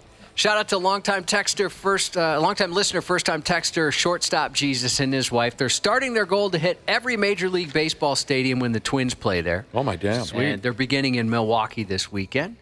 Also, before we go, wanted to remind you that the 93X family reunion is back. You can join us Friday, September 19th at the X, Evanescence, Poppy, Dorothy, and Black Map on the bill. Tickets are on sale in exactly an hour, beginning at 10 a.m. Keep listening then all weekend for your chance to win premium seating to the show and qualify for an exclusive invite to the Evanescence VIP Soundcheck Party. For tickets and more information, you can visit 93x.com. Thanks again for listening today and have an awesome weekend. 93X Half-Assed Morning Show. 93X. Well, if it isn't our wonderful podcast listener, the ones that all of us on hams love the most. Dana here to give you a little gentle reminder to hit up our friends at Standard Heating and Air Conditioning and tune up that AC before it fully turns into crotch soup season. June through August are Standard's busy season for getting AC units up to snuff, so get ahead of the curve and have them ensure you don't have a summer where you pit out every shirt you own. Book in May during their pre-summer heat savings event, and you'll beat the rush and save yourself some walking around money. Call Standard Heating today or visit standardheating.com. Enjoy the show. We sincerely appreciate you checking us out each and every day.